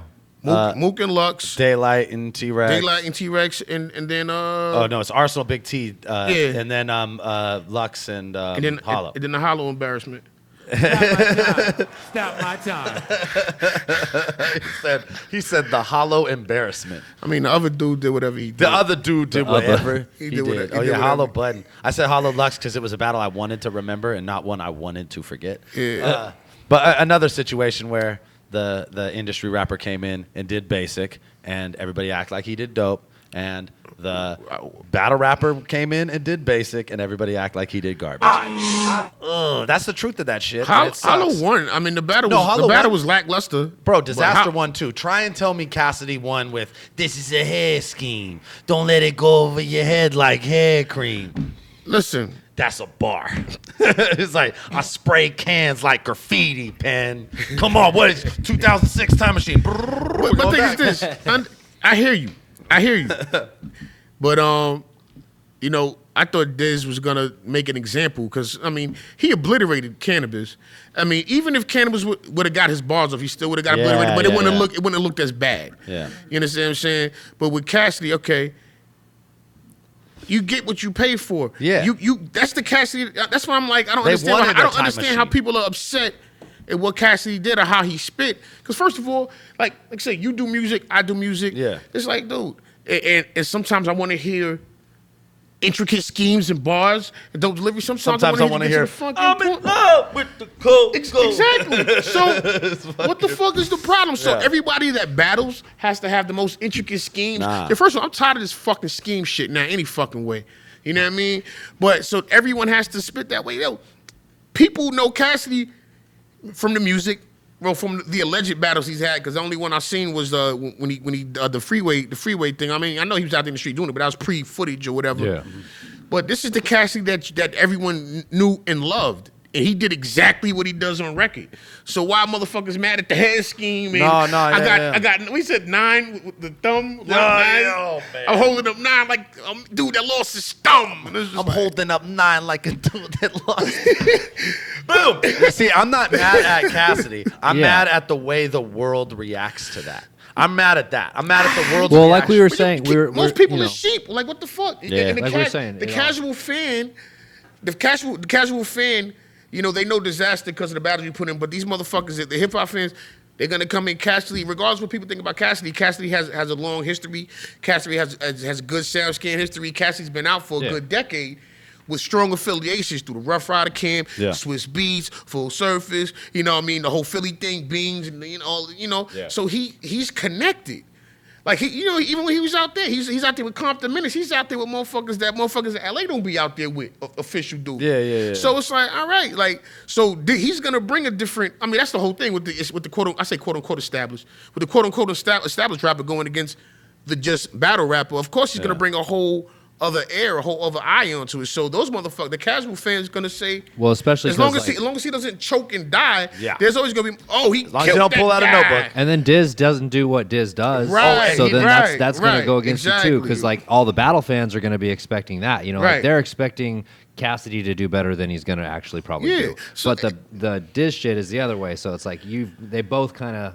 It's that shit. I Both of them are right here, but you expect the battle rapper to be up here, and you expect the industry rapper to be down here. So then the perceptions go, well, the battle rapper sucked, and the industry rapper killed it. It just sways the whole the way we perceive the whole battle. And I get that, and I understand well, and then, that. like you're it's saying a new too, audience. the casual fan it plays a lot into that, because you're gonna bring a whole new audience, like a whole other group of people is gonna come in and watch the battle and judge it as if their opinion is that of someone who's been judging battles. Exactly. So and they're like, totally different. Well, exactly. You know how many people say that I know? Because I know plenty of people that don't even that tell me, why you fuck with that battles? A lot of people don't even fuck with the battles, but they know the battle scene is where we are and putting in work. You know how many people told me, I don't know why Bitch stopped rapping. He was killing that motherfucker till he stopped. Wow. I'm like, on what planet? But trust me, it wasn't one person who were in the building. It wasn't two people. Nah, people in the building. I was watching them react to Tom Cruise's mom's shoes, and it was and I was watching them. Oh, they were like, he's doing it. I'm like, no, that's not doing it. Your man Christian. Christian 818. Bro. Oh my God. I was like, Christian was making the illustrations. I'm like, what the fuck is wrong with you, son? He was making these. Christian was making these meme-worthy faces. I'm like, he looked like the kid from Sandlot when he was watching the chick in the bathing suit at the fucking pool and shit. Christian was wilding. And there's still people online saying like, if Diz got another shot, he just wasn't on his game or like this. Like they're still making excuses for him still, we all know that Diz is a more intricate writer. We all know that Diz. Well, he shouldn't have said he was going to outright Eminem too, right? I think that hindered him saying that because everybody's going to expect him to outright Eminem. Yeah, man, don't do that. Yeah. I even was like, he's going to do it. And then I was like, oh, he's not doing it. But how are you supposed to do it? You set up unreal expectations for yourself. Yeah. And you were talking about this whole scheme shit. Like, I think Diz was really trying to move away from that and trying to move back towards the fucking multi-syllable, like really like intricate fucking like telling a story where you can't believe he's still fucking rhyming in the same right. But like I don't know, now it's like overdone now. You know what I mean? It's like because everybody all the way to the point where Eminem's doing it on fucking his Shady Cypher and shit. You're like, man, that's what everybody's doing. So where would you guys like to see it go from here then? If that's it's so based around that. Fuck, if I knew, I would just do it. I have a message. Matter of fact, I have a message. Matter of fact, this is the greatest platform for this motherfucking All message. right, Perfect. Here we go. Good time. Hold on. Let me take this. Let me take these off. Because battle rappers watch this shit. You know what I mean? It's like one of those the more you know commercials. Yeah. This is a message, right? All right. This is a message. This is a message. It's real as fuck right now. This shit just got incredibly real. I wish I had the Humpty nose right here. No shit. But all right. Here's the problem. Well, with the established, I always use the air quotes for established because whatever. The established rapper versus the battle rapper. It's one major problem. Ego. Because for whatever reason, anytime an established rapper comes to this realm, they act like they're doing the world a fucking huge favor. Yeah. First of all, we ain't asked you to come over here. Yeah. And I don't even want to separate it because I haven't battled in years, you know.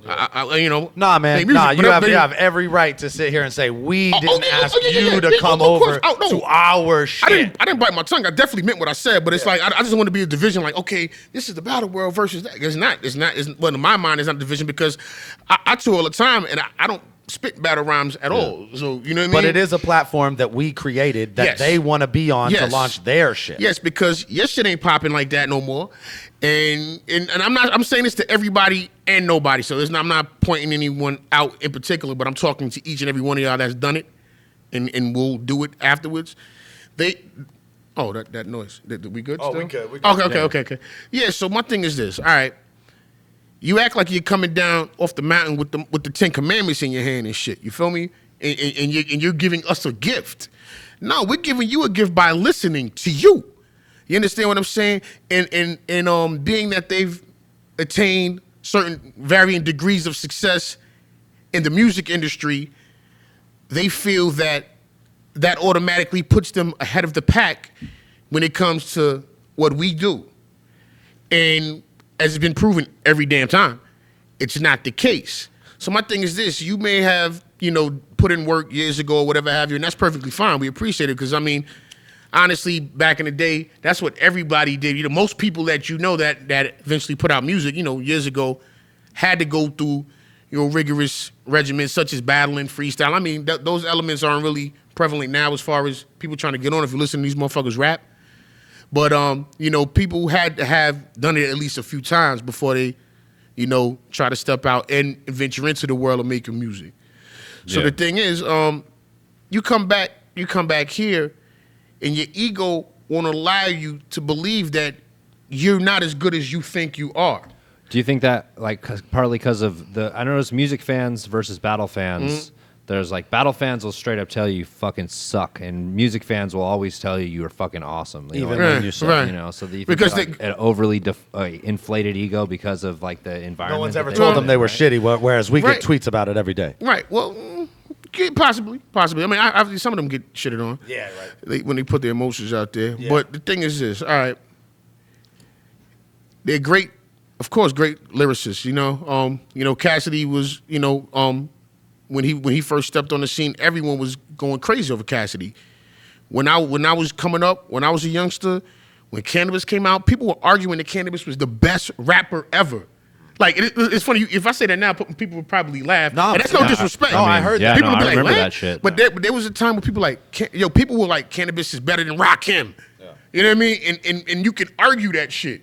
You know what I mean? The most scientifically inclined minds is Einstein. You know what I mean? Writing these rhymes for Nobel Prize time. This dude was incredible. Every verse he spit was just, about to shine with the shit I invent. I know I'm not perfect, but I'm 99.9%. Come on, this dude was a beast. And he was fucking with Wyclef.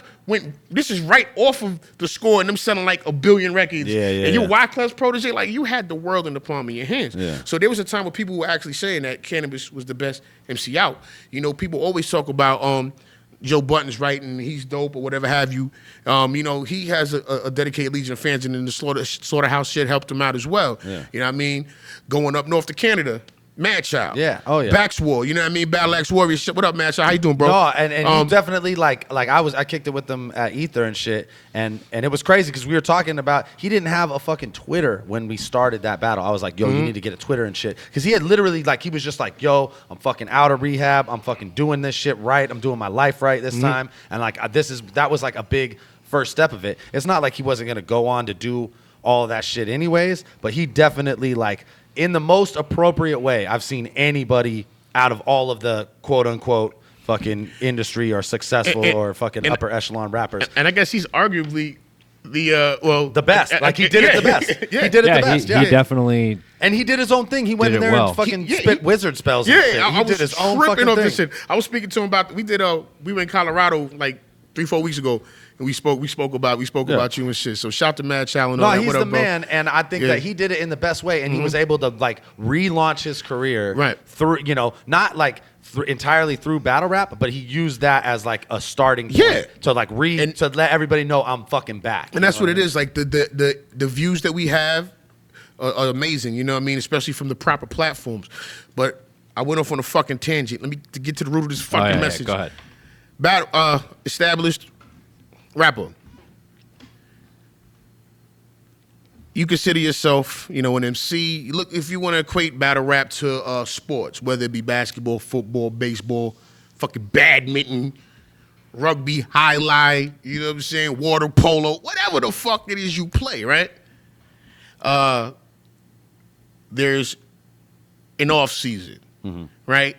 Boxing. Not off season, but you fight every few months or whatever. Yeah. MMA. You take a break after you have a fight. So there's an off season, and before you come back to the world, you need to train. Yeah. These motherfuckers are sitting on this high horse because they've done X, Y, and Z, and in their mind they're just so much better than you anyway. Yeah. Like, yo, dude, you have to spar. You got to go to some hole in the wall. You got to battle some fucking bums. Yeah. Maybe not for footage because everyone's hell no. Don't ego do is it so on camera. fragile. But listen, there's an off season for a reason. You know what I mean? The NFL is not 52 weeks a year. It's 16 fucking weeks for the regular season. So the other 4 months they're relaxing, and then summertime, what do they start doing? We're preparing again. Yeah. Then they have the preseason to work the fucking kinks out. Yeah. And then when they work the kinks out, okay, week 1, boom. You understand what I'm saying? So this is just the games to be sold, not told, but this is just a little quick you know what Practice, I'm saying? motherfuckers. Yo, you don't know, but like our acapella battles, every single one of them was filled. Almost every single one of them. Especially because like battlers that they go up against are like the top tier. Right. Most. It's not like a motherfucker's coming in battling the ground zero dude. Nah, never. Or battling the PG dude. No. But honestly, no disrespect. Actually, fuck it. Not even no disrespect. I ain't scared of none of y'all niggas. Like, dude, a PG motherfucker would cook every last one of y'all niggas. You feel me? And especially because there wouldn't be that level of expectation that was on Disaster. Right. Because you'd be They'd like, be hungry too. this industry rapper is going to kill this no-name rapper. And the no-name rapper would kill the industry rapper 125 fucking percent Listen, of the time. I put Excel up against anybody. I put Prez Mafia up against anybody. Fuck it. I put Dead Man against any of y'all motherfuckers, you know what I mean? Yeah. And guaranteed you guys would fall every fucking time. Yeah. And I put Born. Born, he gets a bad rap. Honestly, he had one of my favorite battles of the year. Born and Bricks was fucking ridiculous. Just because in he has Chicago. a fucking weird name, bro. I mean, Newborn. Look at. I mean, Newborn. He's about approximate. He's about the approximate size and weight of a newborn. So literally, he's got jaundice and shit. Newborn is You know what I'm saying? he literally looks like a newborn. You know what I mean? So what else would he call himself? He'd be like, yo, I got Similac in my mouth. But yeah, so off season, practice, check your ego at the door and realize it could really happen to you. You understand what I'm saying? I was listening to the Prime album, the Royce and Primo. Yeah. And Royce says something, I'm gonna be the dude jumping in the ring. Something, I'm paraphrasing, I don't remember the shit verbatim. Yeah. And every time I see Royce, I always, crack jokes. That's my G. I challenged him to a drinking contest. I know it's different now, but I got you, son. You can battle whoever, but after that, let's go head up, son. I got you. I got money on Penn. Listen.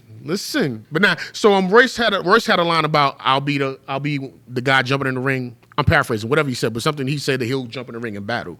Mm-hmm. You know what I mean? And it's like that'll be Royce is ridiculous. Crazy writer, right? You know what I Crazy mean? writer like now too, Right. because this prime Right. shit's new and you're hearing it now and you're like, oh, he's on his shit. So it's like, right all right, now. Okay, Royce, that's excellent.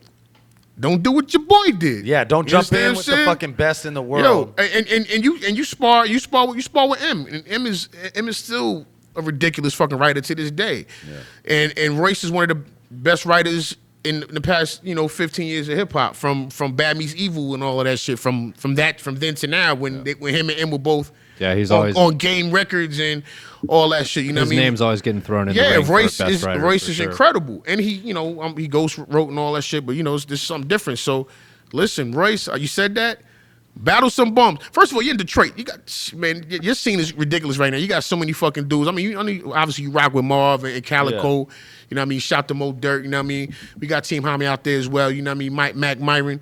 You know what I mean? Ill Will. So, but there's so many guys out there. Listen, go. You need to go in the closed room. Yeah. Spar. Look, I got you next week. Off camera, whatever have you. For their time, because the guys coming up, they may need a little financial help.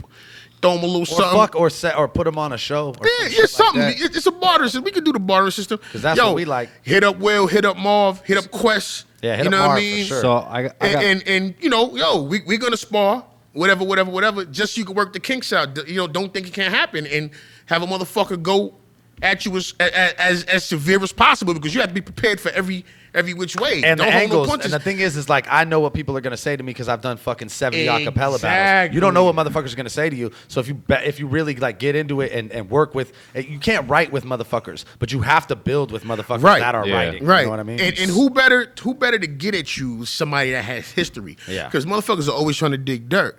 So if you jump in the ring in a closed setting just for the sake of sparring against one of them, guaranteed you will come out 10 times stronger. You understand what I'm saying?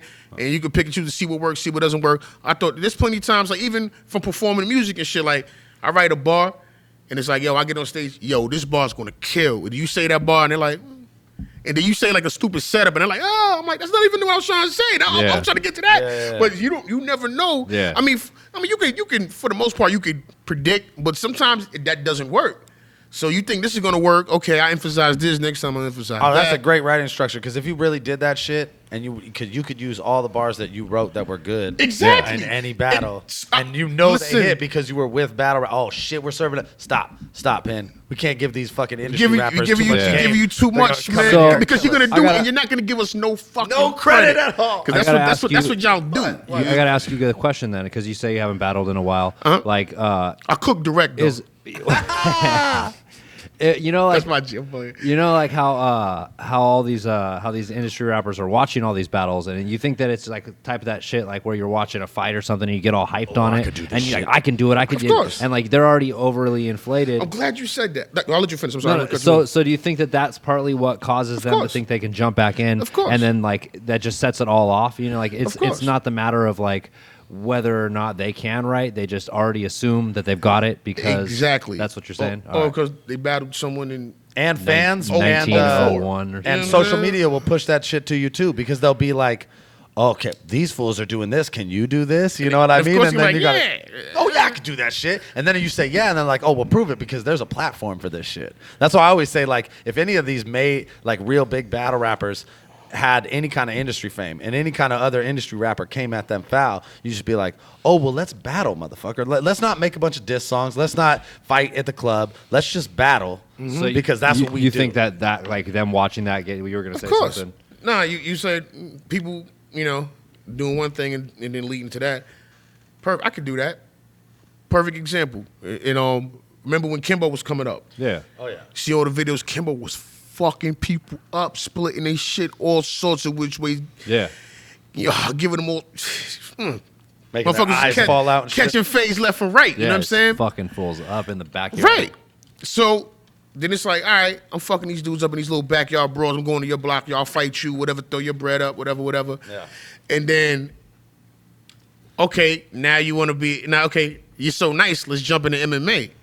You see, it didn't work out like that. And you understand what I'm saying? Dana White is a G too, because Exactly. he said, yo, you have to go through the fucking TV show. You got to go through the tryouts. You can't. I'm not like gonna let you jump right in the octagon and fight some dude, because he knew what was gonna happen. And what happened? Right. Fat ass Roy Nelson laid on him, put him in the crucifix, and just went. and put little elbows on his face. And Kimbo Slice don't know what the fuck to do about it. Exactly. Oh no. So I mean, you could lay the average motherfucker in the street. You got that shit hands down. But when it comes to somebody that do this shit, what happened? That's the same shit with the battle rappers, with the industry. Air quotes again, with the industry and the battle rappers. That's the exact same scenario. You know, it seems like it's not ever. It hasn't yet. It's yet to be someone who's actually got shit going at the moment, though. You know, it's not like, you know, it's not like Yellow Wolf battling right now, or it's not like what's it called? You know, any rapper who's putting out a project like. It's always someone who like needs to prove that they're still in it. Yeah, Joe Budden, Cassidy, people coming back. They were talking about. I mean, this is all rumors, but they were talking about Drake and Mook, and that would be. I mean, you said somebody like if Drake was to jump in the battle scene now, not like I'm recommending it. Nah, but like, that would be because he's arguably the top. I think he's like the top. I don't think the entertainment industry, like the entertainment company that like probably. Like handles Drake would be like, you can't do that. Yeah, like, for sure. Somebody would come down and be like, nah, dude, you're making way too much money to fuck this shit up with battle shit. They would guarantee be the most women ever at a battle. Ever. It would be great for us. It'd be hey, when he awesome. shows up, bro, I'm going to be at Blackout in February. It's an OVO event. And they're not saying that he's going to come. But there will be it will be the most flashy fucking King of the Dot event ever. Dude. Just because there's the chance that he's probably gonna come. Yeah, I'm brushing my teeth and all that, yo. It's going down. I'm gonna slick this hair back. I'm gonna trim my taking a shower. It's going down. I will be at King of the Dot. Well, I always support King of the Dot when I can, especially on the East Coast, man. Toronto's right there. It's a fucking 40-minute flight. You know what I mean? It's closer than from here to LA and shit. No, yeah. It's probably around the same distance. But yeah, it's definitely like not. It ain't nothing to get to. It ain't nothing. To Toronto. I'm going out there. Shit, I'm making it out there again just because going and shooting the behind the scenes events. I'm realizing how much shit like that shit I said when you get to see backstage and how many people are actually back there and how fucked up the shit actually is. You know what I mean? Like I like to be that guy for these motherfuckers. So let's wrap this shit up. After that, the moment or the more you know moment from Poison Pen right there. Yeah, fuck you learned. Man, so much game was laced right now for industry rappers. You know what? I say Mac Mall had the best quote about that. He said, lion in the jungle versus a lion in a zoo. Both the motherfuckers are going to kill you. Wow, that was. Both the motherfuckers are going to kill you, right? Mm-hmm. But the lion in the jungle, he eats on a clock. He has to eat or he's going to die. The lion in the zoo gets fed. So you put those two motherfuckers, I guarantee you that lion in the jungle 100% of the time is going to be the one who lives. You know what I mean? That's brilliant. That's brilliant. That's actually a brilliant analogy. That's dope. Yeah. Thanks, Mac. So much game was laced by Mac Mall as well in my whole childhood. So real quick, having not been fully involved in battle rap in this year of 2014 with like an inside and an outside perspective on shit, what do you think was the biggest moment for battle rap in 2014? Because it was a huge year. Total Slaughter, Snoop Dogg, Ether, all this shit happened this year. What do you think was the biggest moment, like its highest moment, and then also the lowest moment? Well, as far as mainstream publicity, is Total Slaughter hands down. Yeah. They had a television show on Fuse. Yep.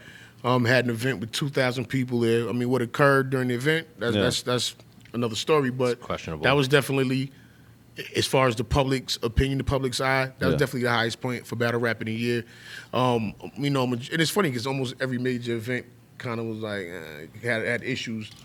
You know, this year's been kind of. It's like they're troubleshooting it all out. You know, like at this size event, you know, you're gonna run into problems. You've never done it before. Like it's never been done at this caliber where you got like I said, like a whole different audience. You got a huge venue. You got everything's different, and like especially like with the lavaliers, they just didn't anticipate people's necks moving or something. Or having fucking big ass chains. Or having big ass fucking chains, bro. I see so many people just and they're like, no, God, please take the fucking chain off. The sound man's just like sweating.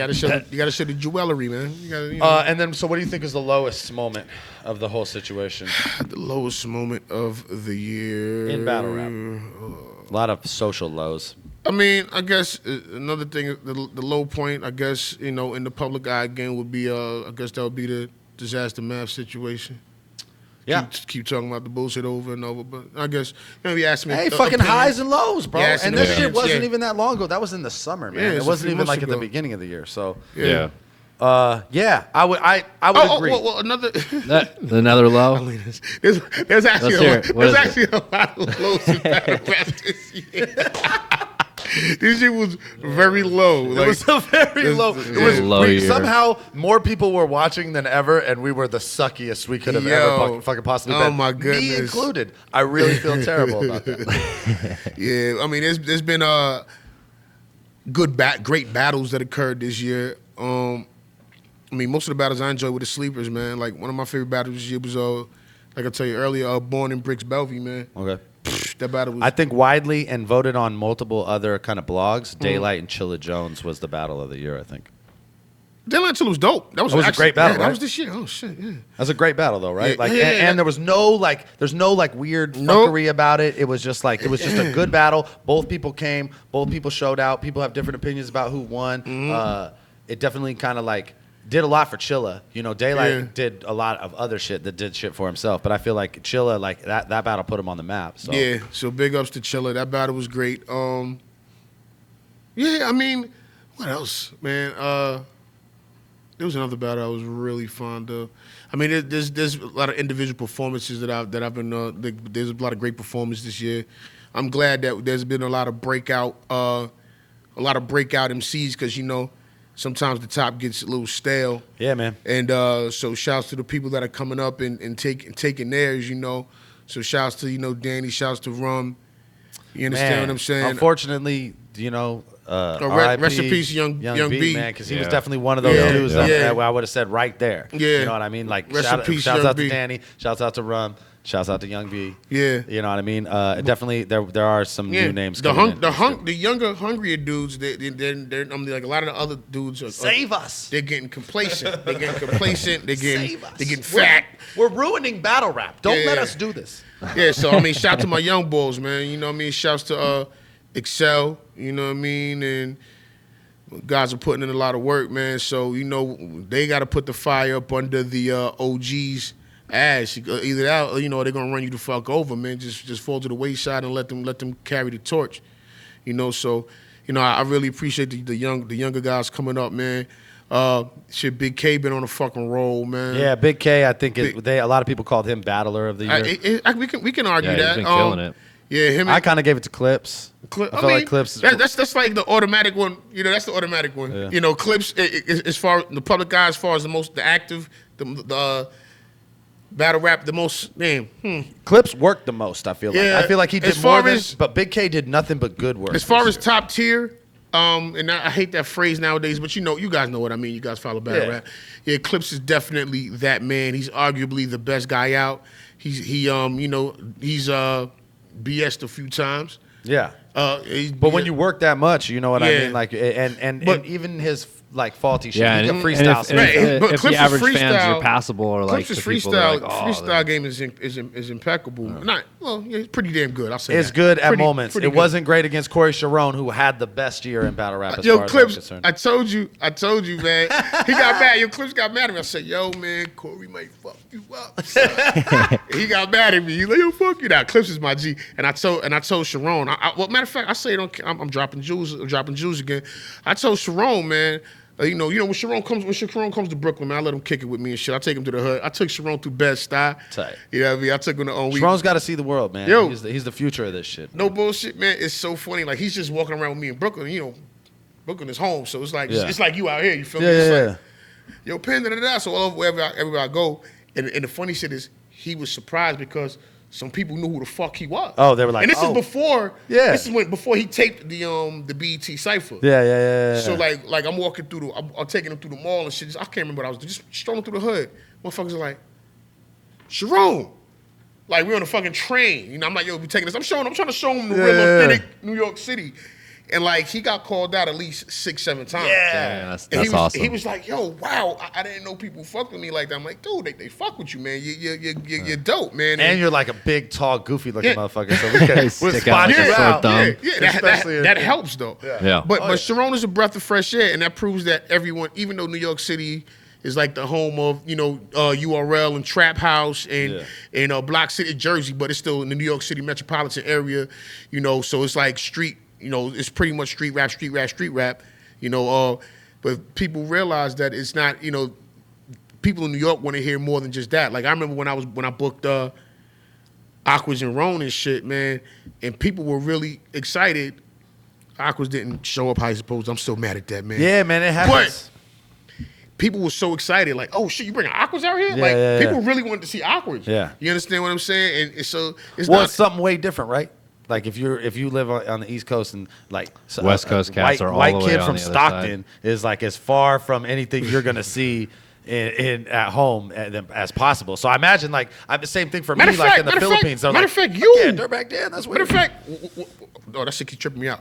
When I booked you in PH and shit, motherfuckers like, yo, Dirtbag Dan's coming to New York. Like they were hyped. There was just a it's few weird girls who when wanted to people like are hyped smoke on weed dirt. with me and shit. Yeah, That's like fun. motherfuckers And were we smoked hyped. weed. So it's not all about, okay, my favorite gun rapper, gangster rapper, whatever. Nah, like we appreciate. First of all, New York is about personality. Yeah. So personality goes a long fucking way. You know what I mean? So like people just want to see different, because there's so many cookie cutter MCs and shit. So it's like, all right, all these guys come from the school of, the school of Chilla or the school of Conceited. Oh no, we had the You know what I Thesaurus mean? clones forever out here. Yeah, like, there were so many people that came from that era of writing that you could see it in their writing. The Lux clones now. Oh, I can And imagine. and I it's can funny imagine that's that's like the generic. You search battle rapper and Lux comes right. up, right? And you have so then to. you're like, You also okay, have to that's think what of I'd it. be Like we're grown. Like there's guys. Think about it. From there's dudes that are like look at these young guys in PGs like Dot and Chess. These motherfuckers are young. Motherfuckers like 15, 16, or whatever. So when we were doing this in 2010, these motherfuckers were 10. You understand what I'm saying? So think about that. So you see Lux is like it's kind of like when I was watching Cube. Way to make you know me what I'm feel saying? old. Yeah. When I was looking at Cube, like wow, like these motherfuckers. They were looking at Lux. Murder was like the a case. different generation. Right. Yeah. So it's like, wow. So now you hear these guys, they're not even doing it on purpose. Like some of these guys are really just, that's what they learned that was their blueprint. So it's like, all right, I'll use this. I'll sprinkle my own, my own seasoning on it. But this is how I present my shit to you because that's just what they know. Well, get your own shit, kids. Yeah, Go please. get your own shit, Yo. and then people will like you like they like Corey Sharon. Be 'cause your he does fucking his own self. fucking shit. Be your fucking self. Let everybody- I had told Sharon, man. I told Sharon, I said, yo, man, you would make a real big impact if you just like ditched the Clips battle and just went for Pat Stake because you deserve the fucking chain. Yeah. He didn't do it though. Nah, him and He wanted to put the spurs to your boy before he did it. Nah, I told now him. he's going to too. Because Nah. I had an interview where he was like, I don't care about the chain. I don't want the battle Pat Stake. And then after he battled Clips, he's like, you know what? I want that fucking chain. He I'm gonna get that chain. he deserves that fight, man. He deserves that fight, especially King of the Dot, it's taking a more of an international stance in a few years, especially after Grind Time's demise and shit. So a lot of guys from out here, from the States or whatever, have you go up there and put on performances as well. But think about King of the Dot, that's a Canadian thing, you know what I mean? So to have someone repping Canada, like you need that. Like Daylight going for the chain didn't really make sense to me at all. Well, I don't think it made sense to Daylight either, and I think that's why he did everything that he did. I honestly do. I think Daylight was like, "Oh, I'm never gonna get this chain, so let's have some fun." And that's honestly, I've gotten so much shit for like my post battle interview and how I treated the judgment and everything because I was the one guy that was like, maybe he's not just completely fucking around. Maybe he's making a real fucking statement right now, and it's going over all of your fucking heads. And they're like, no, you're a fucking idiot. You're wrong. But I stand by my shit. He made it to where if you cheered for him, you were a racist, and if you booed, you were a racist. And he did that in front of a bunch of white people in Canada. And I stood drunk in the audience, realized that, and I was like, wow, that's fucking genius. And that's one of those things where, like, So Pat Stay is like, would it- you're a would fucking it be idiot, just as Dan. bad if he, that's like- not genius? And I'm like, but dude, it kind of is if you think about it. If you really think about it. So it's like kinda next fucking time when he genius. performs an abortion on stage, you're gonna be like, "Whoa, he's making a statement." It's got to depend. If it's at the Planned Parenthood and shit, or what, you know what I Like, mean? he Like if does we're it doing on it, like stage. if we do it at like in Vatican City or some shit, then I don't know. You know, like I want to go to a battle in Vatican City. Yeah, right. I want to host that one. oh yeah. Hosted by Poison Pen. Hosted by Pope Poison Pen. Hey, let everybody know where to find you on the interwebs. the interwebbing of the net. Everything's at Poison Pen BK. That's it. Rap. Poison Pen BK. That's and BK stand for Brooklyn. You know And what I when mean? can we look out for music from Poison Pen? You're working on a project with the big homie Chino XL right now. Yeah. What do you have anticipated release dates for this shit? Or are you just gonna hit it hard 2015? It's looking like the summertime. We're just trying to finish up now and put the proper footwork behind it. It's gonna be dope, man. It's real. And it's different. It's a different sound from both of us. And a lot of people haven't heard my recorded music in a while because I stepped back for the battle shit. So, you can see how I'm on my pivot as well. So, definitely fucking with Chi. You gotta stay on your motherfucking, on your 1-2s. You gotta stay on your toes. So it's fun, man. Had a lot of fun having a lot of fun recording it. So that'll be out. Whatever the fuck else. Look for everything Team Homie, Rebel Arms related. Mortal Techniques, new album, The Middle Passage. It'll be out next year. It better be out next year, motherfucker. Yeah, that'll be out. And then definitely more touring. Yeah. So if you ever see Rebel Arms anywhere, that means that Poison Pen is gonna be there for sure. And shouts to the Rebel Arms battle rap troll Diabolic. His album is out right. His album is out right now. Diabolic just pissing battle rappers off all over the world. The album is called Fighting Words, so support that. He was out here in the Zay, and I was playing somewhere else the same night, but my boys were hosting the show, and they said it was cool. So. You took a stance for all battle rappers and said, I'm not going to that shit. Fuck that battle shit. Good man. We're good. I should have done the same thing, I think. But yeah, as far as Rebel Arms, my brother CF's album is out right now. Constant Flow. The name of the album is Ascension. CF from Jersey City, New Jersey. I'm sorry. CF 201. Hassan Salam's album just came out. Life in Black and White. Also on Viper Records. Also Rebel Arms. Sweet Silver, Son of a One-Armed Man. I have too many friends that make good music. So much fucking music. Yeah. Look Go out for that Team follow Homie shit. Poison Pen, BK, and fucking just watch close, because every guy that this motherfucker is on stage with, they're killers, and they fucking do good work. Ladies and gentlemen, motherfucking Poison Pen. Poison Pen. Poison Pen. Homie over everything. Dirtbag Dan Show. Yeah. Cheer. Dirtbag Dan Show. We in this bitch. Let's close this off with some viewer video questions. You guys are always fucking fun with this shit. Mm-hmm.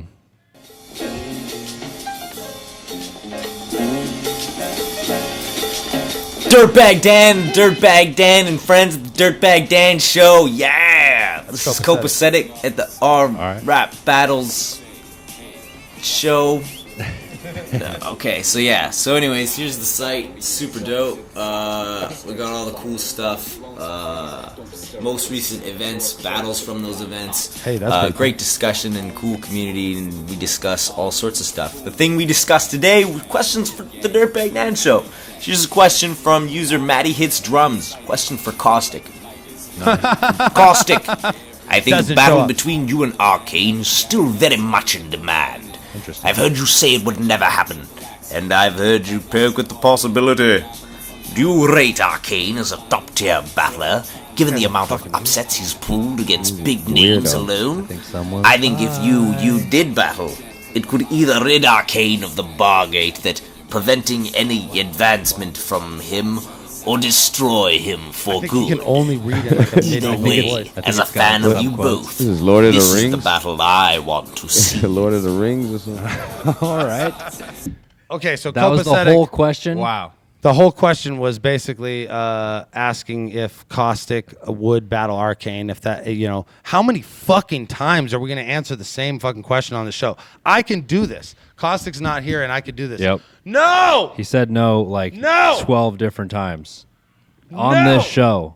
Yeah, he said Maybe no a one lot. episode. He doesn't want to do it, dude. He doesn't want to do it. And I guess, first of all, let's get the notion out of our heads that he's going to go to Canada to do it. He can't get into Canada. Don't ask why. That's fucking rude. But he can't get into Canada, okay? He can't go in there, all right? Can't go into the country. And it's not like an easy thing to fix. It just won't happen. At least not for like a decade or some shit, which is, who's going to care then? So unless Arcane wants to fly his happy ass out here and then somebody wants to set that up, and then they're going to really have to talk Caustic into it, because I don't think he fucking wants to do it. I just don't think he wants to. So Great. Thanks for fucking wasting our time with a stupid ass question, Copacetic. But you're the man. Lil G. That was that guy. Remember that guy? He's the one that did the Lil G. Oh, yeah? And everyone was like, Lil G. Yeah, good shit. Can you pull up that yawn question, sir? We got more questions. We got more of them.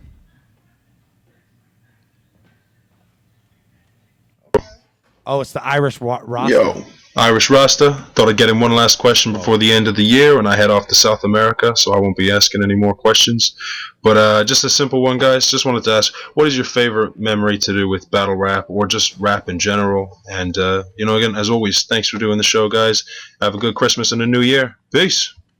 Favorite memory? This is a good one. Queasy, you start. A favorite Rap memory Queasy. for best this one. year? Just period. Well, my favorite one I always say this though or whatever, but is seeing Mac Dre and Kugna on stage at the same time. It was a 40-80 party downtown, and I was with my brother-in-law, rest in peace, Dubba. He was security, and they was on stage, and Kugna was doing Scandalous 2. And Mac Dre had just got out. He had the Impala. He had his little burners on with his Pendleton, and he was dancing on stage with Kugna. And I remember I was watching, like, no one's taking pictures. I was like, this is, like, so memorable, but no one. I'm sure certain people loved it, but it was just, there's no pictures of it, and I can't find no video of it. So I'm like, that was memorable. Kugna and Mac Dre, rest in peace. That's the shit when you have that, like, I seen this shit and nobody else seen this shit, or only those motherfuckers that were in that building that night. You know what I mean? Mm-hmm. So much of the OG battle rap stuff is like that. There was no cameras, there was no YouTube, so there was, we just fucking that shit just went in the wind. I would say for me, I don't know, man. Back in the day. It's weird because there's so many. There's like newer ones and there's older ones, but like shit that got me really stoked on rap in general. I think we did a show with Farside here at the Voodoo Lounge, and fucking dope. We were on our like super hometown shit. But we packed the house. There was like fucking 350 people in the Voodoo Lounge and shit, and a lot of people were there to see us. So when we went on, we had a great audience, but of course it's Farside, so nobody left. Everybody fucking stayed and hung out, and it wasn't all of Farside. I think it was just Trey and Fat Lip. Yeah. And we ended up kicking it with them afterwards and shit, and they were like, well, y'all were tight. You want to go to Tahoe with us? You can do these next couple of shows with us and shit. Yeah, when they asked us, and we went and rocked. We're like, them. fuck yeah, let's go. We just got in the awesome. So we got the Tahoe or something. Yeah, we just got the Suburban or what he had. That's Tahoe, dream come true, right? And we just went and rocked yeah. out. Went to Tahoe and we played Whiskey Dicks with them. Mm-hmm. I think we just did one other show with them. It was I think we did Whiskey and Mammoth. with Mammoth Creek. Yeah, it was the shit, man. And we went out. We fucking went and gambled that night and shit. We were running around. Tight. Fat Burger and shit. And they were Fat Lip fucking, wore the same like sweats and fucking sweatshirt the whole time and fucking running around the casino in sandals and shit. He didn't give a sliding down the fuck. fucking Sliding down the escalators and stairs and handrails and shit. That was just cool as fuck because that was that was tight. That was pre-battle rap and shit. That was like after the freestyle battle shit and before the acapella battle shit. And like I was just like, yeah, this is tight. Like the first time I had felt like we made an impact on like an artist that we liked enough to where they were like, yeah, come fucking rock with us or whatever. Yeah, that was really cool. Cool shit.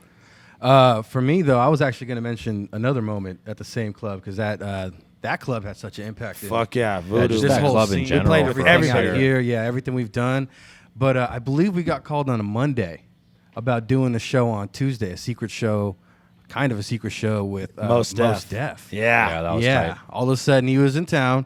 And he's going to be there at the Voodoo Lounge. Rest in peace, Voodoo I Lounge. remember thinking how fucking tight that was that if you were Mos Def and you could just be like, hey, I want to play on Tuesday. Can you just make sure it's fucking packed and cracking and shit? And then, dude, they totally sold was. out online in like what? 12 hours or not even. No, like, not even. It wasn't even an 2 hour. hours, 3 hours. It was something quick. It was something hella quick. Yeah. They went online. They told us Monday morning. Tickets went on sale at like 3 o'clock, and by 6 o'clock you couldn't get tickets anymore. Yeah, that was a good fun show.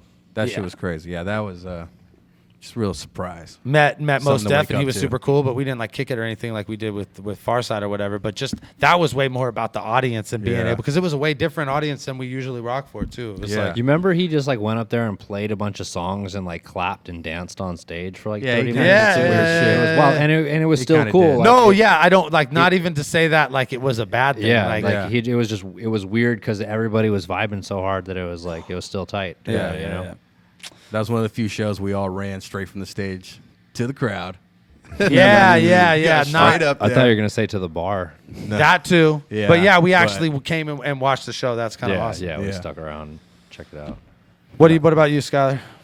Fuck, man. Rap I mean, those are moments. all good. He's like, I was there for yeah. those, Yeah. so you guys kind of took mine, and Yeah, I made my line. I don't know. I had a pretty good time when we were doing that show in Reno, and fucking and Dell was there, and he like pulled me aside and was like asking me to kick it with him. Was just like picking my brain for like 45 minutes. Such a weirdo. He was asking me the weirdest questions. And about, that was like, that was a crazy show. It was like an all age show. It was at a venue we never played. There was hell of people there. Nobody walked in, and he was like, "What the fuck? Yeah, what are you guys yeah. doing this show?" You know, like, and then fucking Adam and everybody else. You rolled in know too. the homie Nobody rolled with Hyro and shit. The dopest. Yes. Yeah, he's fucking amazing. So that was really cool. I mean, just interesting. You guys left me at the venue. I had to walk back, but it's all good. It's all good. You know what was a tight one that we were all there for? That's dope. That was Paid Dues. Yeah, I was gonna mention that. That I was gonna good. mention That was fun. Paid Dues 2013, Everybody bro. was there. I walked back and I see my name on the trailer.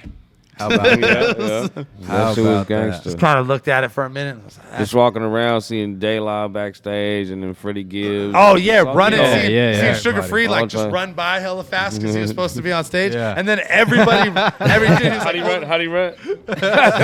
he was holding his belt, and he was like, his I hair was remember, all, his hair was like blowing in the wind. Hey, that was one of the few performances where every single rapper was there, and they were all reciting every fucking word with them, dude. You know what's funny? Everyone was If singing you go along, see singing free. Freddie Gibbs, if you watch Freddie Gibbs Paid Dues Yeah. 2013 on YouTube, all you're gonna see is like me on the side of the stage, like singing every song. Because no, it's like like you said, most of the rappers didn't watch each other rap, but when Sugar Free was on, everybody. That's why Everybody. Brother Lynch was over there. Like everybody Yeah. was over there. It was fucking wild. I was standing next to Lynch. I didn't even know it. He was just there with his Lokes on, his fucking beanie. Fucking Caddy Ron's like, hey, I found this fucking cool VIP area, and I was on mushrooms, and I was like walking through the crowd, and all of a sudden we end up in this fucking glowing like video game filled area and shit, and I'm like, what is going on? They're making making cotton candy, and I'm like, dude, this is It really insane went all place. It was out. like Forgot all we ate these mushrooms. Yeah, that's when we hit that area. Mushrooms and paid dues. That's intense right there. That was a great time. Bro, we know no chill. Air conditioned trailer in the desert? Fuck with it. Yeah, that was dope. Hold